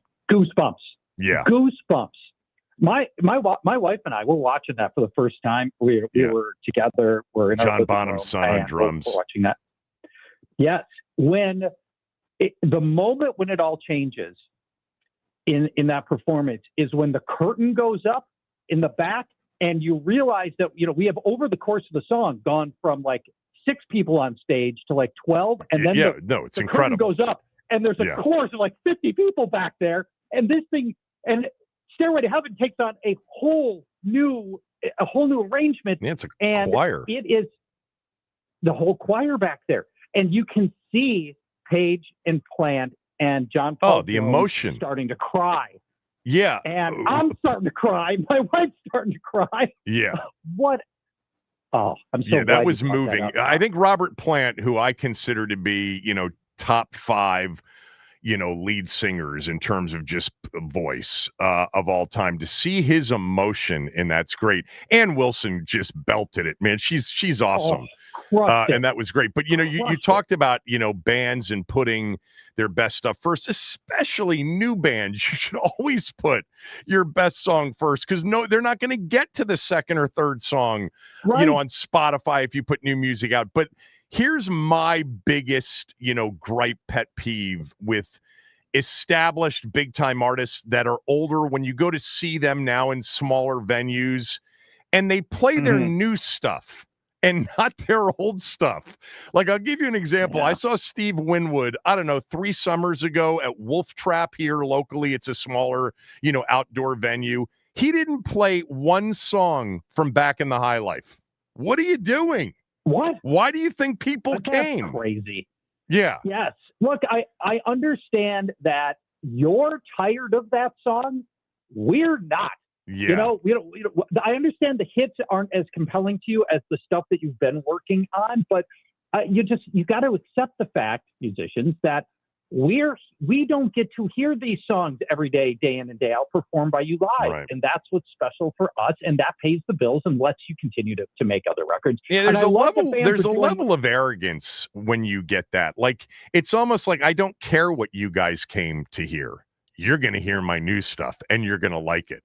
Well, you know, we're busy now. We don't have as much time to invest in the new stuff anymore. All right. No. Let's hold on. One more thing. Yeah. If you don't mind. Please. I love that bands are starting to do the small venues. Arena bands, big bands are starting to do venues that hold 1,000 or 2,000 people because, you know, when you do arenas, everybody has a certain disassociation to the band and the music by just geography. You're so far away when you were in the second and third tier. And there is nothing that is the same as being so close to a band that you can see exactly what's going on. You can actually hear the drums, not through the amplification of the theater, but you can actually hear the drums because you're close enough to hear the drums. And when you can get that connected to the band, I think that's great. Queens of the Stone Age is doing that tour right now. And I've got a friend driving 500 miles this weekend to go see them in Chicago because he wants to see them in a theater that seats 1,500 Acoustics, though, are so crucial in the smaller venues. Like, we have smaller venues now. Down on the Wharf, we've got a place called the Anthem. I think it's one of the most incredible acoustic places for a small venue. 930 Club is, you know, famous here in D.C. It's actually famous in the music world, you know, beyond DC. But yeah, when you're in a super small venue, there are a couple in DC, like DC9. You've been here and you've gone to some of them, DC9, Pie Shop, some of the others. It all comes down to the acoustics, you know, because it can be brutal sometimes in those small venues. Absolutely. But, you know, fortunately, I think a lot of the small venues have the acoustics just right because it's so much easier to get the acoustics right in a venue that's for 500 or 1,000 than it is for 5,000. And you're playing, or if you're playing a hockey arena, right? You know, that's not an arena built for acoustics. It's built to be a multi-purpose sporting arena, and the acoustics are often awful. Yeah, I'm with you on all that. Let's talk some football because some people cared about this last 10 minutes of conversation, but and some others, but we cared. So that's all that matters. Not really. See, that's doing what Steve Winwood did that one night. We got to play the hits here, Charch. Are the Ravens dead if they lose Sunday to Houston? Mathematically, your chance, I believe I saw the chance of making the playoffs on a 1-4 start is 1%. So effectively, it's a must-win game for the Ravens, and they are hammered by injuries, much like at a level that Detroit was at the end of last season. It is a disaster scenario for the Ravens. They're going to be out. Their number 1, number 2, and number 3 cornerbacks are all out of this game. Kyle Van Noy, their safety, not expected to go. Roquan Smith, not expected to go. They just put their starting defensive tackle, Nnamdi Madubuike, on IR. It's horrible for them. And Lamar Jackson is still a question mark. I think we're going to go Cooper Rush in this game. Ronnie Stanley might not play. It's all bad. So I think Houston probably goes to Baltimore and wins this game. Yeah. I mean, the Texans now are favored. They're a 2.5-point favorite. With Lamar, the Ravens would be about a 7-point favorite at home. That's how valuable he is to the number. You know, injuries, are really an issue across the league. I think we say this every year. It's like, are more people getting injured? But the 49ers are going through it for a second straight year. They play tonight. They lost a game that was winnable. They actually beat themselves against Jacksonville with the turnovers. But tell me about tonight's game, you know, what looked like a big time game, but now the Rams at home, big-time favorites because the 49ers are going to trot Mac Jones and others out there. What do you do if you've got Christian McCaffrey as an example? Well, let's talk about McCaffrey in just a second. Let's just highlight who's missing for the Niners in this one. George Kittle and Brandon Ayuk are on IR. Right. Brock Purdy has got a toe injury. He's been ruled out. Juwan Jennings got ankle, rib, and shoulder injuries. He's been ruled out. And Ricky Pearsall's out. So your duo here is Mac Jones to Kendrick Bourne. You're going to see a lot of that tonight, and that is the least exciting Thursday night duo since Two Broke Girls. Yeah. And not only that, the Rams have got a great pass rush, right? So they come after the quarterback with Jared Verse and Byron Young, and they've already generated 83 quarterback pressures in 4 games. Wow. And it is this thing could be very ugly for the 49ers, to the point that, well, you have to start Christian McCaffrey. He hasn't been able to get the ball going on the ground at all. He's averaging 3 yards a carry. He's been catching a million passes. That could happen here too. But Kevin, there's a scenario here where the Rams get ahead early and Kyle Shanahan simply kind of closes up shop. That we see a bunch of Brian Robinson, Mac Jones handing off to Brian Robinson, and they just live to play another day. The 49ers are 3-1, and maybe they just go, you know what? Once they're down by 14, they just sort of pack it up and don't risk Christian McCaffrey. And that could happen. That's a scenario that could play out here. You just talked about the Rams and their pressure and how good they are on defense. It's not crazy through 4 weeks to say that Puka Nacua is a legitimate MVP candidate, right? That's not insane to say. No, not at all. In fact, I think, offensive player of the year right now through the first quarter of the season would go to Puka Nacua. He is number 1 in everything he does. He is number 1 in targets, receptions, he's yards. He's number 2 in rushing yards among wide receivers. And the thing that amazes me about Puka Nacua is Sean McVay manufactures all those looks and receptions for a player that defenses are specifically trying to stop every game, and they can't do it. McVay always finds ways to get him the ball no matter what. And that is part of the brilliance of Sean McVay. I know you and your listeners know all about McVay and his history. It's just almost no teams that have these superstar receivers, including the Vikings with Justin Jefferson, are able to always manufacture looks for their superstar receiver. Sean McVay does. It's so funny because in watching the Sunday morning game last week, it's like Jefferson and Metcalf just keep getting catch after catch in the first half. I think they combined for like 13 catches in the first half.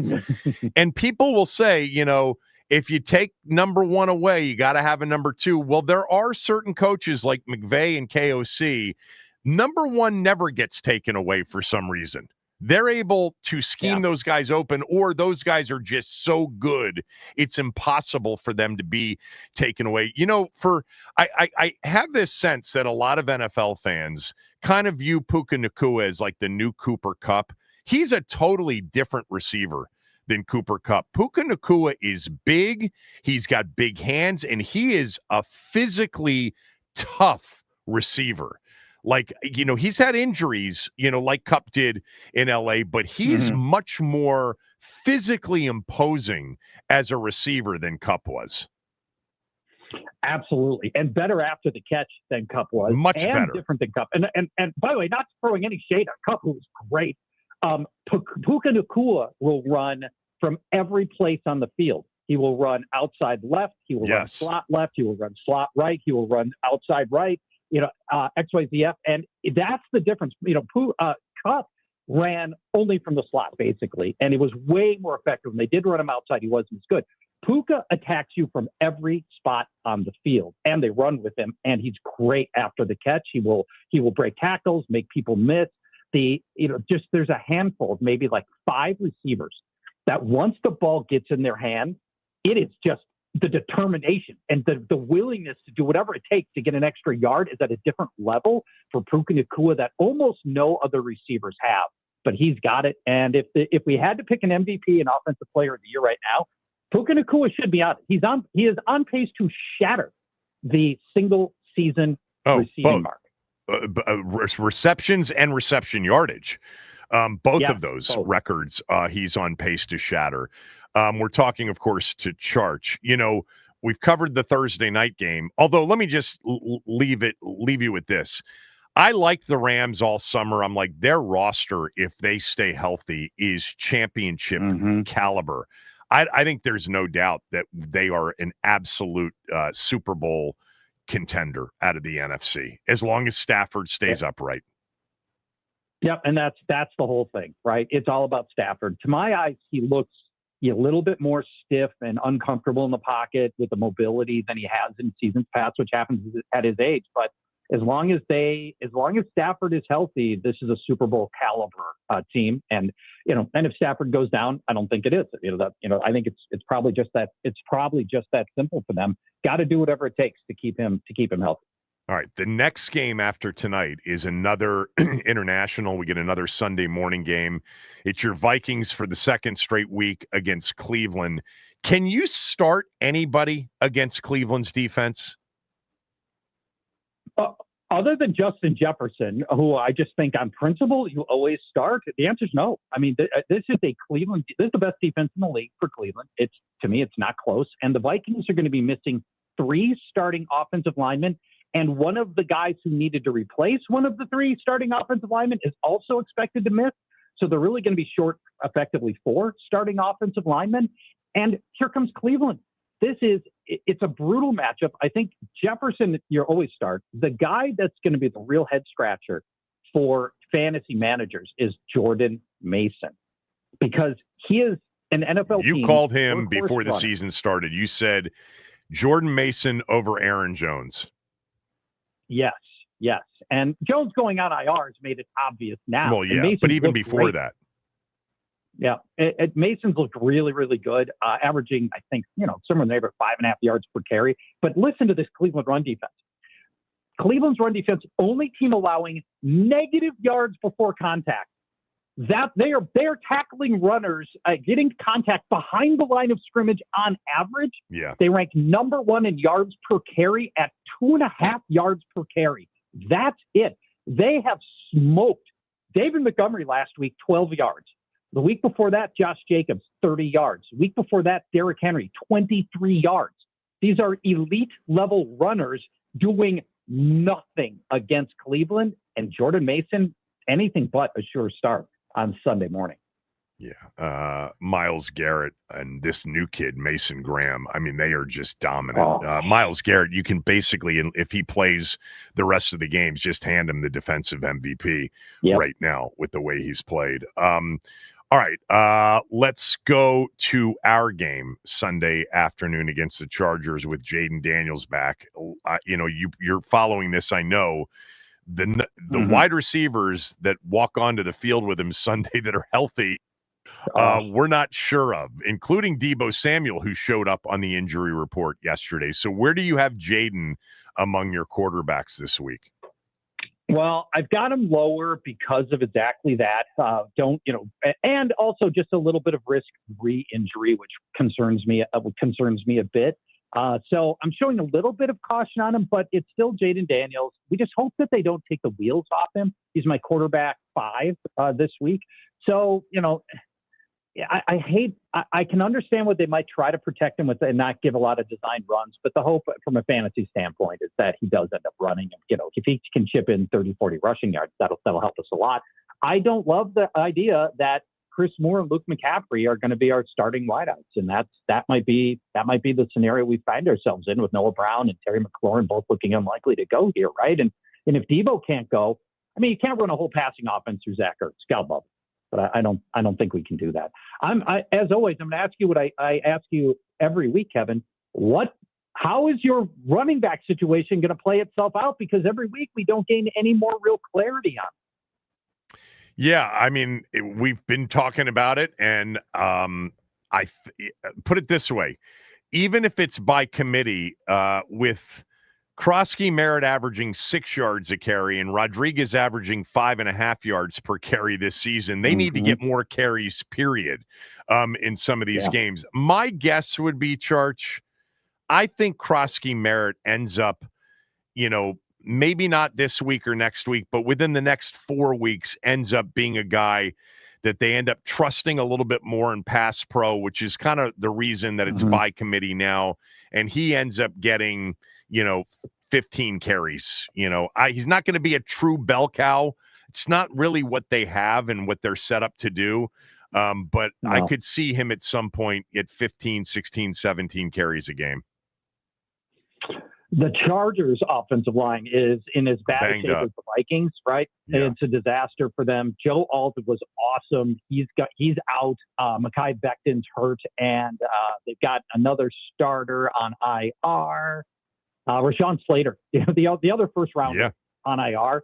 It is. I mean, that offense when Joe Alt left last week's game, the Chargers couldn't do anything on offense. It was a disaster, and now. It's going to really imperil the Chargers' ability to win. I think the Chargers are favored by a couple of points. Am I right about that? Yeah, 2.5, 3. Yeah, I think wrong team's favored in my mind. I think it's going to be so much of a problem for them that I think that offense is really going to struggle. Interesting. I like our chances too, but defensively, this team's a mess right now in the secondary in particular. So Keenan Allen, Quentin Johnston, Ladd McConkey, Justin Herbert, Amari and Hampton, who had a big game last week. Where do you have the Chargers offensive players against Washington Sunday? Ladd McConkey has been one of the 3 or 4 most disappointing fantasy players in the league. And I did not expect a scenario to emerge where Ladd McConkey is getting all of his playing time evaporated by Quentin Johnston. I mean, Quentin Johnston, through 2 years, had dropped more balls than a hernia specialist. I know. He's catching everything this year. Now he can't. He's catching everything, including touchdowns. And so Ladd McConkey drops way down to wide receiver, there we go, 29 this week. And I feel like at this point, he's going to have good games because he's still a good player. But the problem is you don't necessarily know when they're coming. He runs out of the slot a lot. That's the Mike Sanders assignment often. He's okay. Ladd McConkey, I still think has the advantage there. But yeah, this is a Quentin Johnson way up at wide receiver 6 for this week's game. Wow. All right. What else? Give everybody your highlights and flush whatever else is in your notes before all these appearances that you do on Thursday and Friday. I noted that Ladd McConkey has been disappointment. How about this for A.J. Brown? Yeah. He has had one good game, and then the other 3 games he has been wide receiver 70, wide receiver 97, and wide receiver 100 in fantasy points scored in those other 3 games. In the guillotine format, that's a disaster. That's how you get chopped. And it's been a 2-part problem for A.J. Brown. The Eagles are throwing the fewest passes by a mile, and they tend to do that anyway. But get this, just 51% of A.J. Brown's passes have been deemed catchable by Pro Football Focus. 51%. That's it. So they're hitting him with plenty of volume, but not with catchable passes. And here comes Patrick Surtain and Riley Moss in the Broncos secondary. So I can't tell you that it gets better for A.J. Brown this week. This would be a bad matchup for Philadelphia most weeks, but it's the Monday night thing, the short week coming east for Denver. Philadelphia, I don't think we can explain Philadelphia right now because there's nothing impressive. There's nothing explosive, not even Saquon this year, who's averaging like 3 yards a carry. I think something like that. I looked at the other day. It's and once again, there's all these complaints and AJ Brown, whatever, but they're 4-0 and they win and they figure out a way to win every single week. So you got to give them credit for that. But it doesn't look pretty week in and week out, does it? No, they just, the offense in particular for the Eagles has really struggled. Did you see this stat from last week's Eagles game? They became the second team in NFL history to win without completing a pass in the second half of the game. Yeah. He was 15 of 16, I think, in the first half. 0 for 8 in the second half. Not one completed pass. And they won. You block a couple of punts, a couple of kicks. You get a couple of interceptions and a couple of tush pushes and fake tush pushes, and you're in good shape, I guess. I mean, they do what they need to do week in and week out. And I think the games that are going to be interesting for them, I thought Sunday would, but they were without Mike Evans. I think they got a game with the Lions. They play the Packers on the road. They play us late, but I want to see the real explosive offensive teams against them. You know, and the Rams had a 19-point lead as an explosive offensive team, and they blew it. They figured it out there. All right, I got to run. Thanks as always. Great conversation. Talk to you next week, Kevin. All Bye-bye. right, Charch, everybody, at Paul Charchian on X on Twitter. We've got NFL power rankings. We've got NFL buy and sell today. A lot more to get to, including something that Jayden Daniels said yesterday about knee brace. Kevin Sheehan Show, the Team 980 and the team980.com.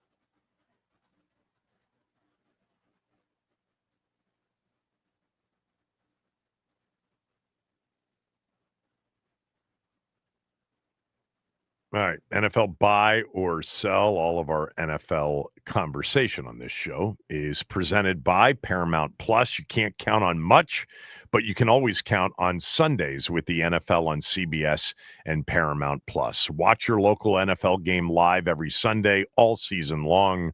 Visit ParamountPlus.com/NFL to get started today. If you want to weigh in with what you're buying NFL-wise, a team, a player, what you're selling NFL-wise, 301-230-0980. So watching Monday Night Football, I had the Bengals plus 7.5. How did that work out?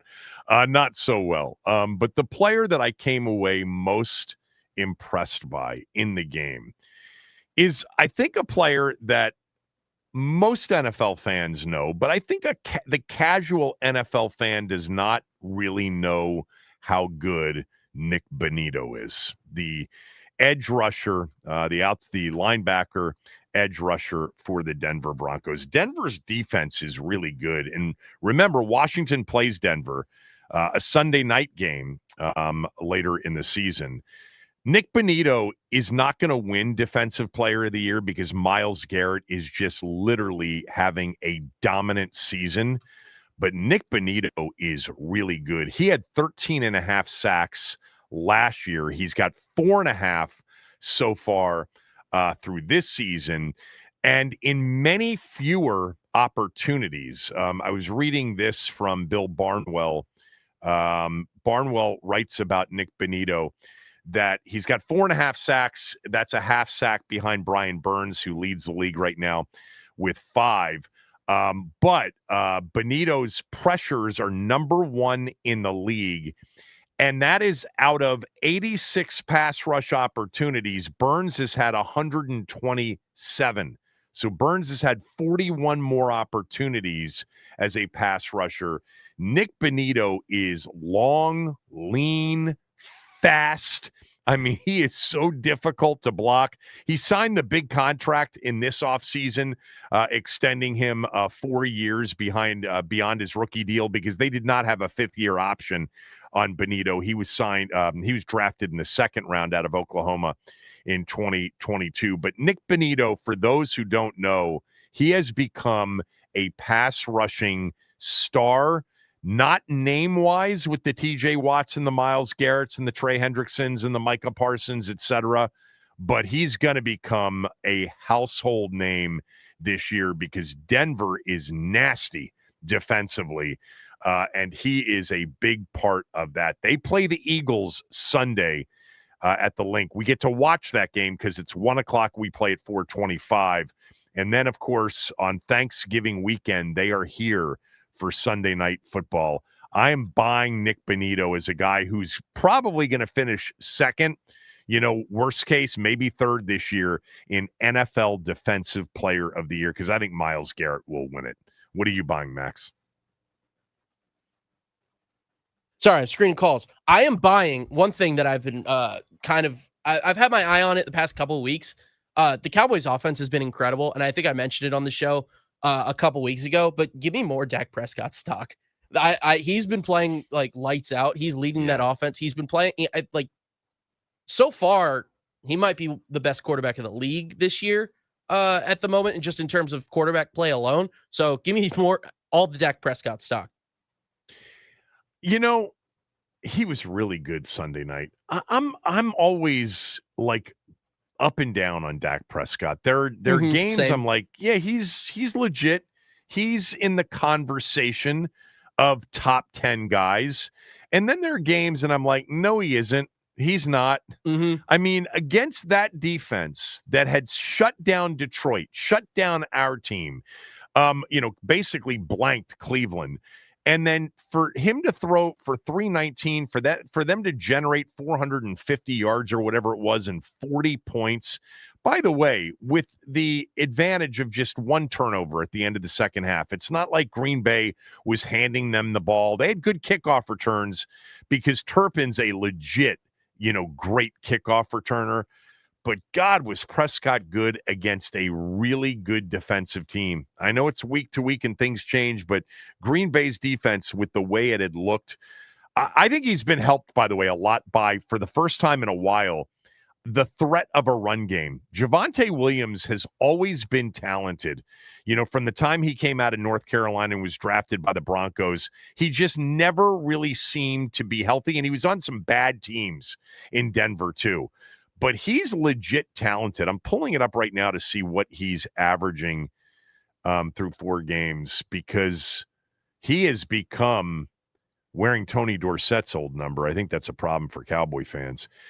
So Javonte Williams in 4 games has 312 yards. He's averaging 5 yards per carry and has 4 rushing touchdowns.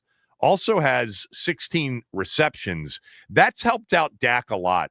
A running game and maybe better play calling from Schottenheimer than we had with McCarthy.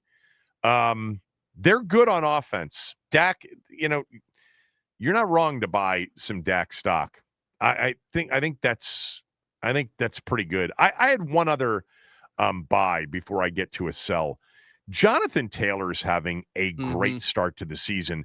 And, remember the holdout before he got the big contract and the injury seasons from previously? Shane Steichen's a really good head coach. Daniel Jones is definitely playing at a high level. They've got good players. By the way, Tyler Warren right now is certainly a candidate to be the offensive rookie of the year through 4 games. I liked him more than Loveland, and Loveland got drafted before Tyler Warren in terms of the tight ends in the draft. And I think Loveland's good too. Don't get me wrong. But Jonathan Taylor, man, wow, does he look the part this year? He's only 26 years old. I looked this up before the show because I've been so impressed in watching him highlight-wise. We haven't seen Indy games yet, but they're 3-1, and they were in the game and probably should have beaten the Rams. 414 rushing yards, leads the league through 4 weeks, 5.4 yards per carry, 3 rushing touchdowns. He's already gone over 100 twice. He had 165 in their win over Denver. They've played good defenses. They played the Denver defense and they've played the Ram defense. Jonathan Taylor is having himself a season. And it's, been injury riddled and then, contract holdout, marred. But this may be his season. Great start for Jonathan Taylor. All right, before I sell something, if you want to buy something or tell me your sell first, go ahead. Sell. What did I have to sell? Give me 1 sec. Let me get you your sell. Get to your sell first. I'll get to my sell first. I'm not in on the Patriots yet. I'm not buying it yet. And by the way, our good friend Sabah, she's a massive Drake May fan. She likes Drake May a lot more than any of the other quarterbacks from that draft. And by the way, she could end up being right. I like Drake May too. I was never against Drake May. I just would never have picked him before Jayden Daniels, Caleb Williams, or Michael Penix Jr. He's actually had some really good games, including last week against Carolina. But there's a lot of hype, I think, around the Patriots. There was preseason as a, one of those 4-13 to playoff berth teams. And their 2 wins are against the Dolphins and the Panthers. They've lost to the Raiders and to the Steelers. Now, they kind of beat themselves in the game against the Steelers. They had 5 turnovers in that game. I love Vrabel, and I think that they will turn it around, and I think they are a better team, but I don't see them winning more games than losing. I still see a losing season from the Patriots, and I see up and down from Drake May. I certainly believe that Drake May is going to be a starting quarterback in this league, no doubt. And for the Patriots, and maybe a really good one. Time will tell on that. But I'm not bought into the Patriots, and I'm not bought into Drake May for those that think, a game like last week against the Panthers. Okay, I know they had beaten the Falcons the week before, but May was 14 of 17 for 203 yards, 2 touchdowns. He also had a rushing touchdown, had a 94.6 QBR in the game.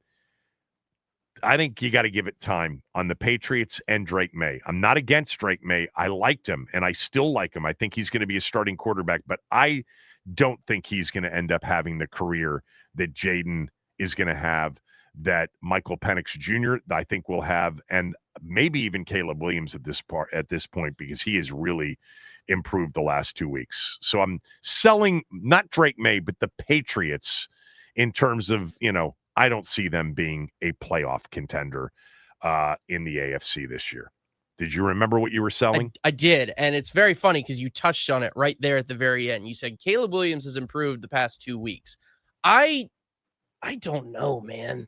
I'm really like, the more I watch him, the more flustered he looks when he's out there. The throws that he should be making, he's still missing every now and again.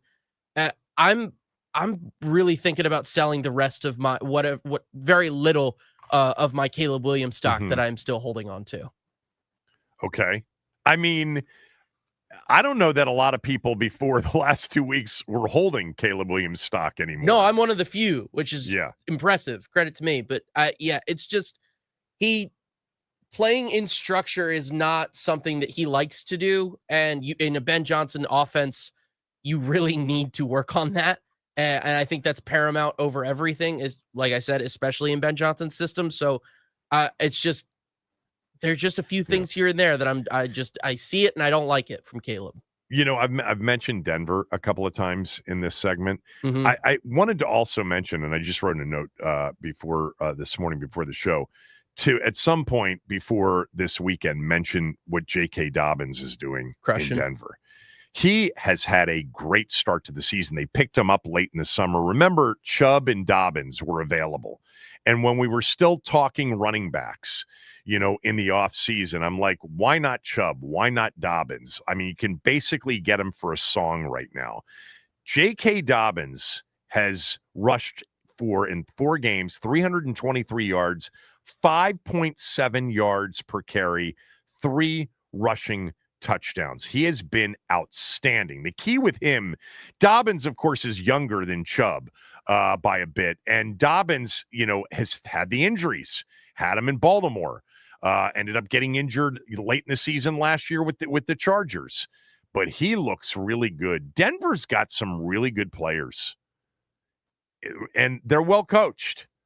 Cortland Sutton, every time I watch him, I'm like, if this dude ever stayed healthy, he's a stud. He's an absolute star.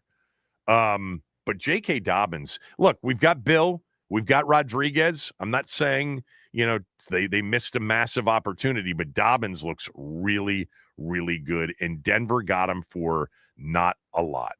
All right, 301-230-0980. If you want to weigh in with an NFL buy or sell, let's kick it off with Lap. Lap, go ahead. Lap. Hello, Lap. Do we have Lap? We do have Lap. Well, he's got to speak. I know. Lap, I'm going to sell you here in a second. We're selling Lap. By the way, I mentioned Denver, and I was not high on them before the season started, but I think you were. Didn't you pick Denver to make the playoffs? I believe I did. I think I picked them over the Chargers, which looks worse every day. So they've got, they're 2-2. Their 2 losses were a 1-point loss to the Colts, in which they had a penalty on a missed field goal on the last play of regulation. And then they led the Chargers before Herbert pulled off some incredible magic at the end. That AFC West, with Kansas City back in play and with Denver looking the way they are, it's going to be a hell of a division. But, they play, remember, the NFC East. AFC West, NFC East this year. So Denver gets the Eagles and Washington this year. Not to mention they have to play the Cowboys, and they do play the Giants as well. But that's going to be a division this year that's going to be interesting because of how many years in a row Kansas City has won that division. And yet Denver and the Chargers are both legitimate competitors. I'm really starting to fall in like with Denver and their possibilities. I think they got a shot Sunday. It's just this short week for them going into the Eagles game. All right, we've got NFL power rankings coming up. Something Jayden Daniels said I want to play for you from yesterday. Joe Witt Jr. and Cliff Kingsbury are talking today. We'll get to all of that and more when we come back. Kevin Sheehan Show, the Team 980 and the team980.com.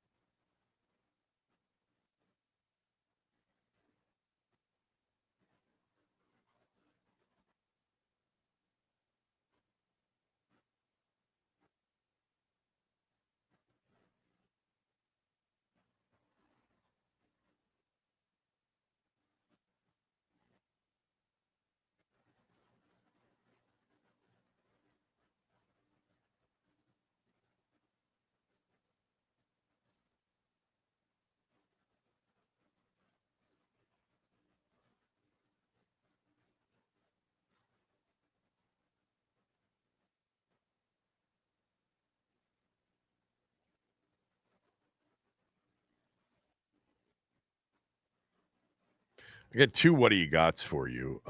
Xavier Howard, 4-time Pro Bowl corner, all of those years in Miami, ended up, signing with the Colts, played in their first 4 games, and on Sunday, trying to cover occasionally Puka Nacua. Nacua had 13 catches for 170 yards and a touchdown. He was criticized by, everybody. Welcome to 2025, especially in the world of social media. Xavier Howard was called a no-show at practice yesterday because he was attending to a personal matter. That personal matter is he just flat out retired. He has decided to quit football. He informed the Colts late Wednesday of his decision to retire.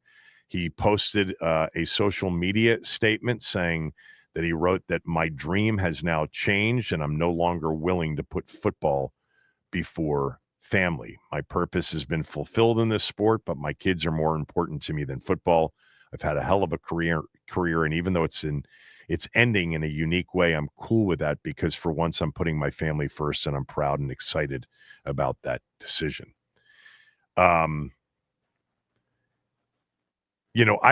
I'd have to we'd all have to be in the market to sort of understand a lot more around this.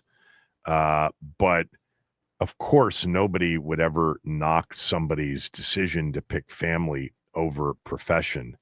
But I think you got to figure that out before you come back to play and make that decision before you commit to a season with a team.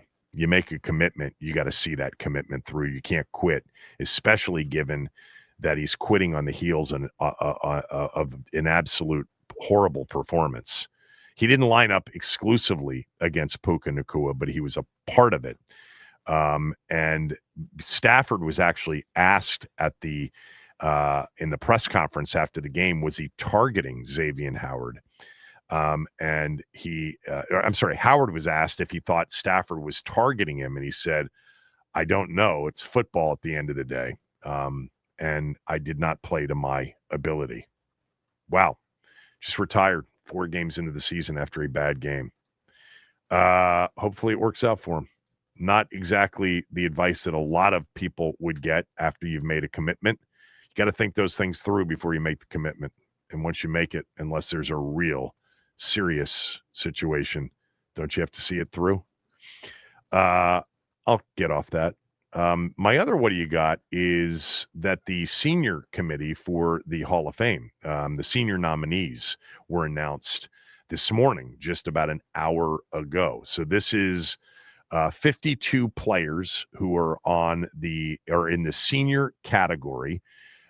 They reduced this current list from 162, and these are the players that are eligible to enter the Hall of Fame via the senior committee. Now, a senior path.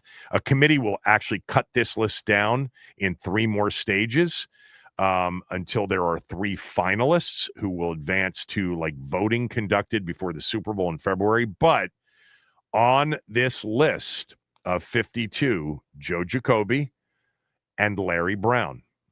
The 1972 most valuable player in the league was Washington Redskins running back Larry Brown. Larry Brown is a legend in this town, was the first great running back of this era of football, post-merger, 1970 football. Part of George Allen's Skins, was also a part of Vince Lombardi's Skins. Vince Lombardi is the coach that recognized that Larry Brown was slow getting off the snap, and it's because he was actually deaf in one ear. Gave him a hearing aid, and he blossomed as a player after that. I don't think that Larry Brown had a Hall of Fame career. In my opinion, it was too short. It was cut down by injuries. He was a very good player.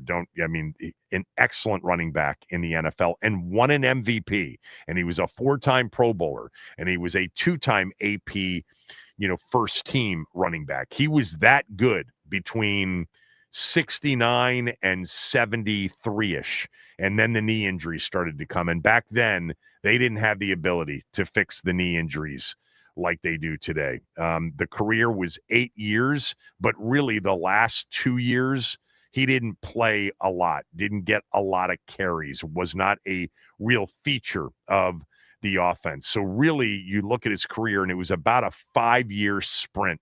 He had a season in which he rushed for 1,125 yards. This was 14-game seasons. And then his MVP season, he rushed for 1,216 yards in 72 and won the MVP, the offensive MVP. Washington was the number 1 seed in the NFC playoffs and went to the Super Bowl in 72 when they lost to the Miami Dolphins in Super Bowl 7. I think about the short sprint careers of running backs that are in the Hall of Fame. Gale Sayers is the number 1 guy, and Sayers was clearly a Hall of Famer. And then the other one you would look at, he's in the Hall of Fame, and you would compare to sort of Larry Brown's career if you really want Larry Brown in the Hall of Fame. And by the way, I do, but it would be Terrell Davis. Terrell Davis had 4 brilliant seasons in Denver, and then the injury started, and he ended up in the Hall of Fame. He also was a 2-time Super Bowl champ, was the 98 MVP of the league, and was a Super Bowl MVP. So he has that over Larry Brown. But in terms of the regular season, those 4 seasons were basically comparable in that it was a short sprint career before the injuries. Now, he had a 2,000-yard season, 16 games, but he had a 2,000-yard season. I always had a bit of an issue with Terrell Davis getting into the Hall of Fame. I don't think Larry Brown will end up in the Hall of Fame. I don't. Love to see it. I don't think it'll happen. Jake's the one that's got to eventually be voted in through this senior path. He deserves it. He deserved it as a non-senior. And maybe one day he will. Now, the 2 leading candidates that people are talking about the most are Ken Anderson, the longtime quarterback of the Bengals, and Roger Craig, the longtime 49er running back. Ken Anderson's career is very interesting. He was an MVP in this league, and there were a lot of people that were surprised that he wasn't voted in before he became a senior. He had a long career in Cincinnati and won the MVP in 81. He was lights out in 81. Man, the Bengals were high flying. They and the Chargers in the early 80s were lethal offensive football teams. But he never had a 4,000-yard season, and he was, after 16 years in the NFL, he won that 1 MVP, but he was just a 4-time Pro Bowler. All right. I wanted to play some sound for you. This was Jayden Daniels yesterday talking about potentially wearing a knee brace on Sunday. Jayden, I saw you wearing a brace during practice today. Is that the plan of, if you do play on Sunday, to wear that brace? Guess we got to see on Sunday. Okay. Let me ask you this. With the brace, any limitations? What is that like? Obviously, I've never worn a brace before. So as an athlete, what is that? Me either. do you like it? Hate it? Yeah. No, I'm not the biggest fan of it, but if that's what I have to wear, then I'll do anything possible. But we'll see on Sunday. I am wondering if he's a different player with a knee brace on Sunday. We've seen, quarterbacks with knee braces, but we're talking about a super mobile quarterback. Lamar's, I think, worn a knee brace before. Is he the same player with a knee brace that he is without it? Do we end up seeing him protect himself more? He was asked about that. Number 17, Max.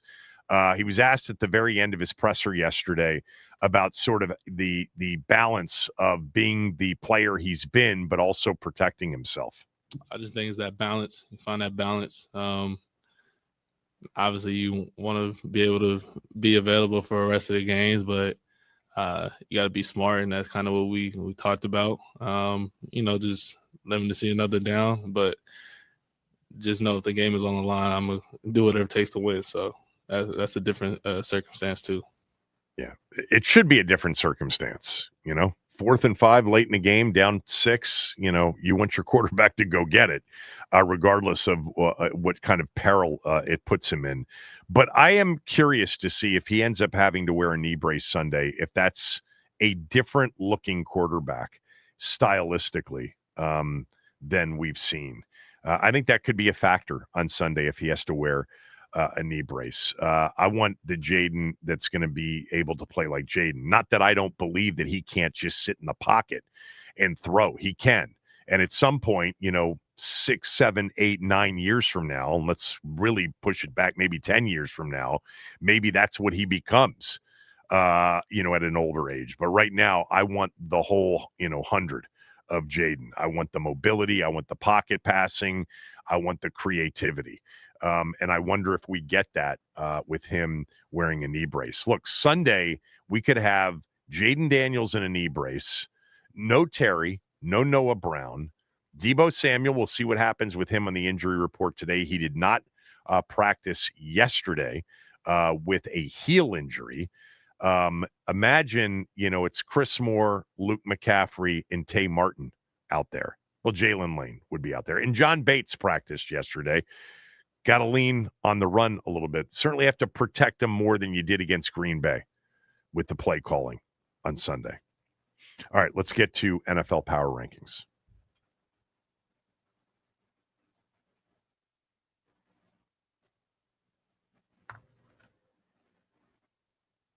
Tell you what, doing NFL Power Rankings right now, it's typically very hard early in the season.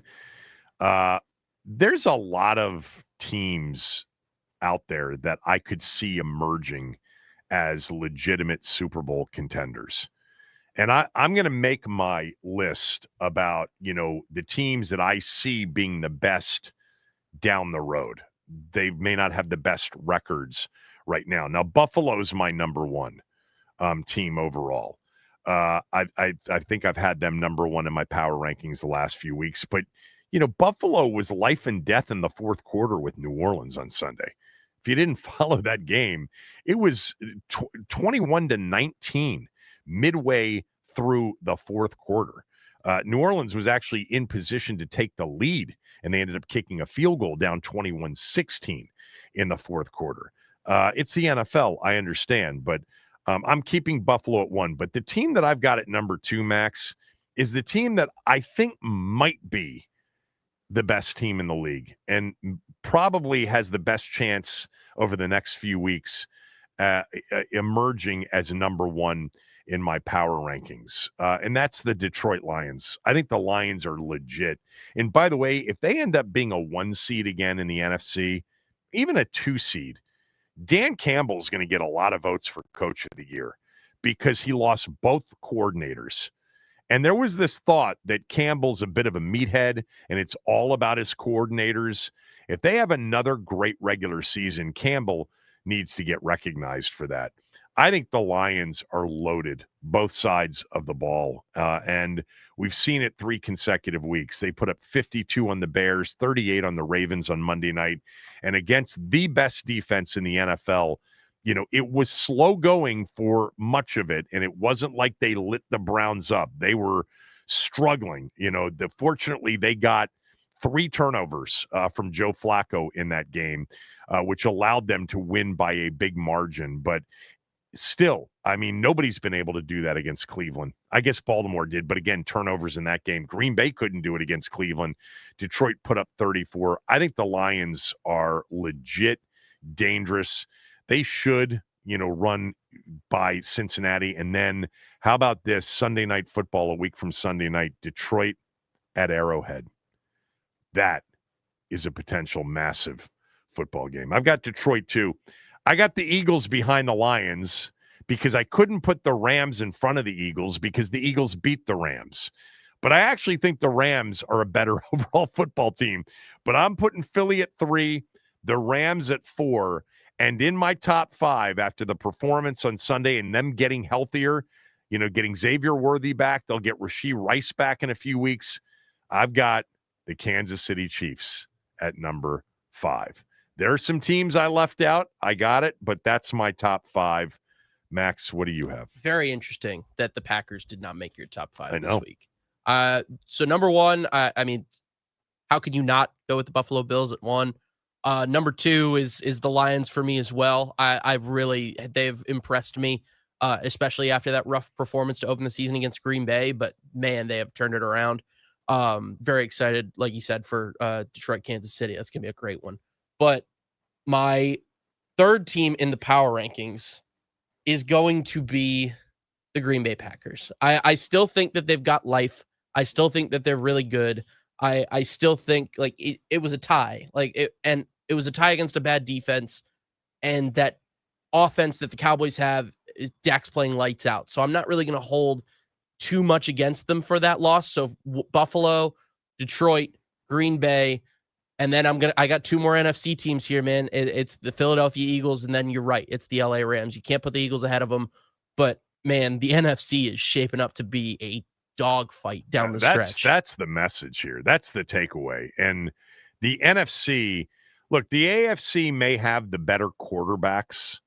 The NFC's deeper right now in terms of true Super Bowl contenders. By the way, we both have undefeated defending champion Philadelphia, not number 1 or even number 2. I've got them 3. You've got them 4. There's just something. It's probably what we thought last year. So, subject to change here because all they do is win. But Detroit, the Rams, and Philly are legitimate, like they can win it all, and they are going to be in this mix, I think, all year long. Philly's the one out of those 3, though, that I'm like, I don't trust them, but I should trust them. And then you've got the Packers, who are obviously capable. They gave up 40 to Dallas. Fair. I mean, potent offense though, with a great potent line. offense that couldn't even get first downs against Cleveland. Well, that's true. So we'll see. I mean, they've got a bye, this weekend. They've got one of the early bye weeks, and then they come back Bengals, Cardinals, and then they've got a game in Pittsburgh on a Sunday night. God, man, this Sunday night schedule, the games that I just ripped off. We got some Sunday night games coming up. What's this week's Sunday nighter? Patriots at Bills. Yes. Not great. But next week is Lions at Chiefs. Then the following week is Falcons at Niners. What game did I just say? We're gonna flex that one out of there because they already have flexed Packers some games. Steelers the week after that. Could we flex? Yeah, they can flex. They flexed week 6. I think the Patriots got moved out of because they're playing the Saints. They got moved out of the 4:00 slate. I forget which game got moved in there. Yeah, I'm looking at the slate for Falcons 49ers on Sunday Night Football. That's not a terrible game. We'll see what it looks like when we get there. We got a bunch of those Monday night doubleheader weeks coming up too after this week. And this week's Monday night game is a good one. It's Jags and Chiefs on Monday Night Football in Jacksonville. Chiefs are 3.5-point favorites on the road in that game. All of a sudden, the vibe on Kansas City as Xavier Worthy came back with Rashee Rice around the corner has changed. They've had 2 impressive wins. What they did to the Ravens, has, I think, people believing in the Chiefs again. But their next 2 games are Jags, Lions. And then they get the Raiders, and then they get us on Monday Night Football at Arrowhead on October 27th. And then the following week, short week, they go to Buffalo. Wow. Then Denver. I mean, the NFL, man, every week there are games, but it's fun to kind of look ahead to some of the big matchups. And I would say Chiefs-Lions next Sunday night that's one of those games people will say, could this be the preview of the Super Bowl?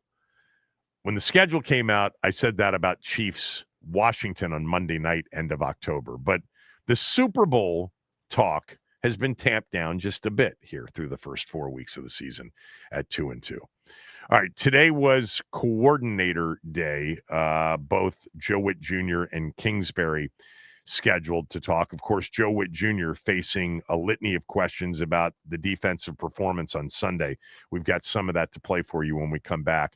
Also want to tell you about Window Nation's deal right now. October is a good month to buy new windows if you've got older windows. It gives you plenty of time to get them in before winter arrives. If you head into winter and you've got older windows, costs you more for your heat. So Window Nation is offering buy two, get two free.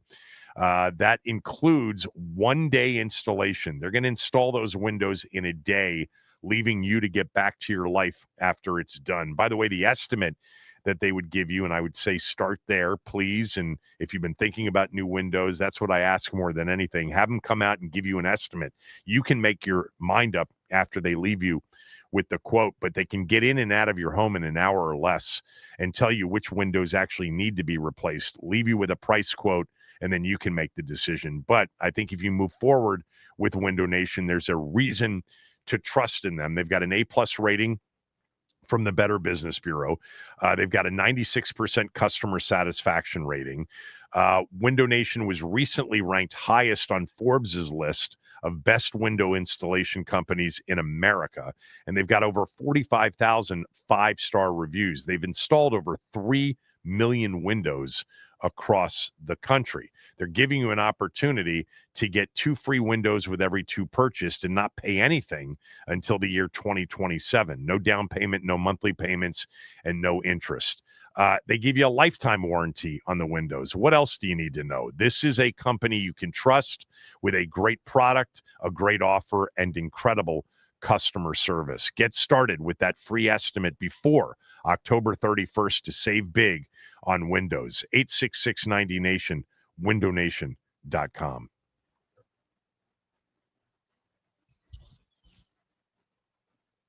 All right, here's what's happening. It is Thursday, October 2nd. The Commanders injury report came out yesterday, and it included some surprises with 7 players missing practice due to injury, including Dorrance Armstrong, Debo Samuel, Mikey Sainristil, Noah Brown, Terry McLaurin, Ali Cahoe, and Nick Ballore. To baseball, it is a do-or-die day in the MLB playoffs with 3 games having seasons on the line. It is only the second day in baseball history to host 3 winner-take-all games in one single day. The Dodgers, they put away the Reds last night 8-4 to close out the Reds season. Dodgers will move on and take on the Philadelphia Phillies, where Shohei Ohtani will make his MLB postseason pitching debut. The Guardians, they extended their series versus the Tigers yesterday. They'll go again today at 3 p.m. The Padres, they even the series against the Cubs. One more matchup from Wrigley Field. That'll be at 5. And the Yankees get their look back against the Red Sox. They'll go head-to-head again tonight at 8 p.m. Plus, we got Thursday Night Football on tap tonight. The 49ers take on the LA Rams. Mac Jones back in for the oft-injured Brock Purdy. Rams looking to continue their momentum after beating the undefeated Colts. Kickoff at 8:15. That'll be right here on the Team 980. This update is sponsored by the Team 980 YouTube page. Just open the app, type in the Team 980, hit subscribe. Kevin Sheehan is live every day from 10 to 1. You can catch Denton's office during all football season. Don't forget to hit the like button whenever you do decide to join us and turn on notifications to stay up to date on all things DC sports. And that is what's trending.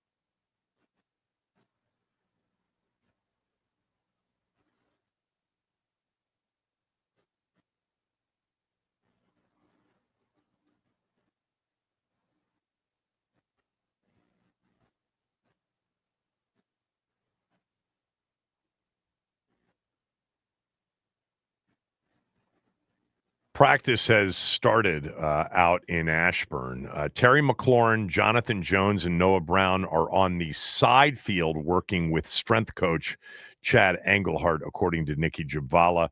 Debo Samuel is also on the side field during individual stuff working with the trainer. Sandra still also on the side working with a rehab director. So there's lots of injuries. This team's banged up. Keim pointed out it's the first time since Terry's injury that the media has seen him out on the field at all. So there is that. Today is coordinator day. Joe Witt Jr. and Cliff Kingsbury addressing the media. So far, it's just been Joe Witt Jr., and of course, he's the more interesting one today because of the defensive performance. This is kind of how he kicked off what happened Sunday in Atlanta. The first quarter, it hasn't been consistent. We go out and play well against the Giants, then we don't play well against the Packers. I'm talking about defensively. Come out and run and hit and do what we need to do against the Raiders, and then we go down to Atlanta, and once again, so we can't have this ebbs and flows. We have to get into a rhythm of playing as one, and that's what I told the team. Okay, and when I say playing as one, what do I mean by that? It's three different things, especially coming from the Atlanta game. The number one thing is the communication. Okay, pre and post snap. We don't need anybody to put capes on. That's what happened a little bit in the Atlanta game, and I will explain that. And then the gang tackling as a unit, the turnbacks that we talked about, that we had a number of them against the Raiders. We didn't have them in this game. We missed tackles. And so when I talk about the communication and playing as one and no capes, let's talk about like the first third down of the game. It's a look that we knew that was coming. Is actually the play that we worked. They ran the play that we worked. We call them looks to own. And so they ran the fast motion over, option away from 3 with a 7.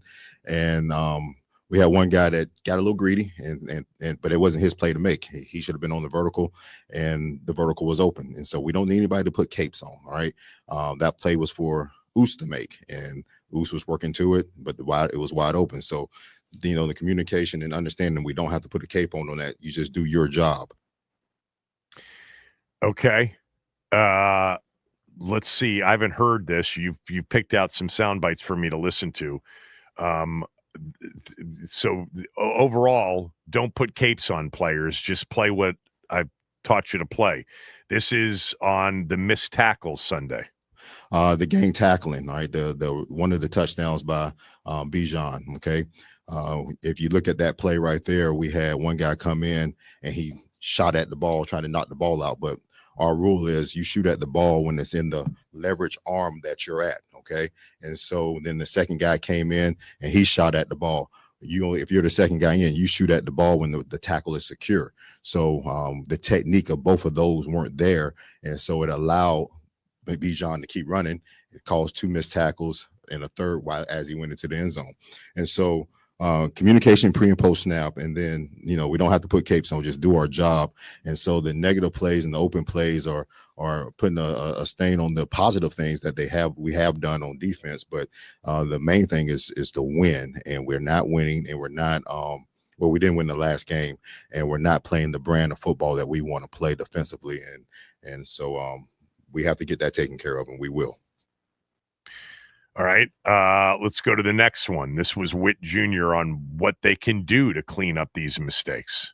All right, go ahead. Was that one play the one to Drake London? I'm sorry, to Pitts for the 26 yards? Is that what you're talking about? Because it looked like 2 guys go to Yes. London. Okay. Yeah, So they were both trying to get where the ball was supposed to go, and he just looked up and saw the guy running open and hit him. So then as you talk about like some of the mistakes as a coach, what do you do? Like, and why is that message maybe sometimes not getting through consistently to them? Well, the no capes is, everybody's talking about turnovers, trying to force it. So even though Marshawn's with the double move, all right, just leverage and don't get your eyes back to the quarterback. Leverage the route, all right, and play it through, all right.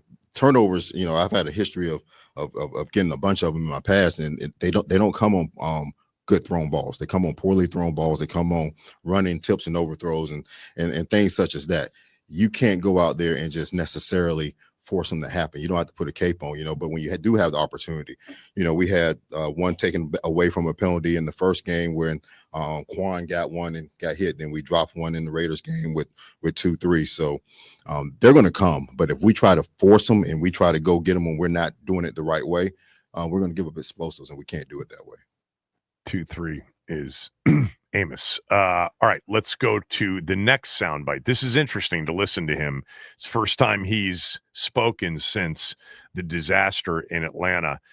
He asked about, I think, Frankie Louvu, who he talked about as the best player for them.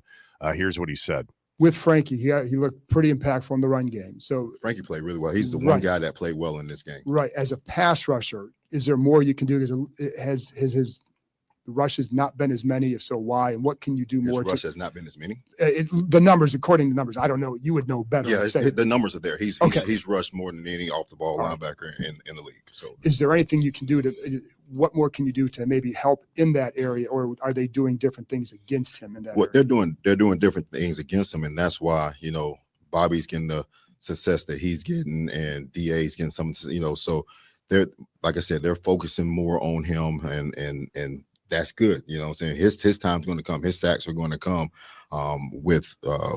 when they start putting attention on other players. So, but he was the one guy in that game that ran and hit and played the way that all 11 should have played.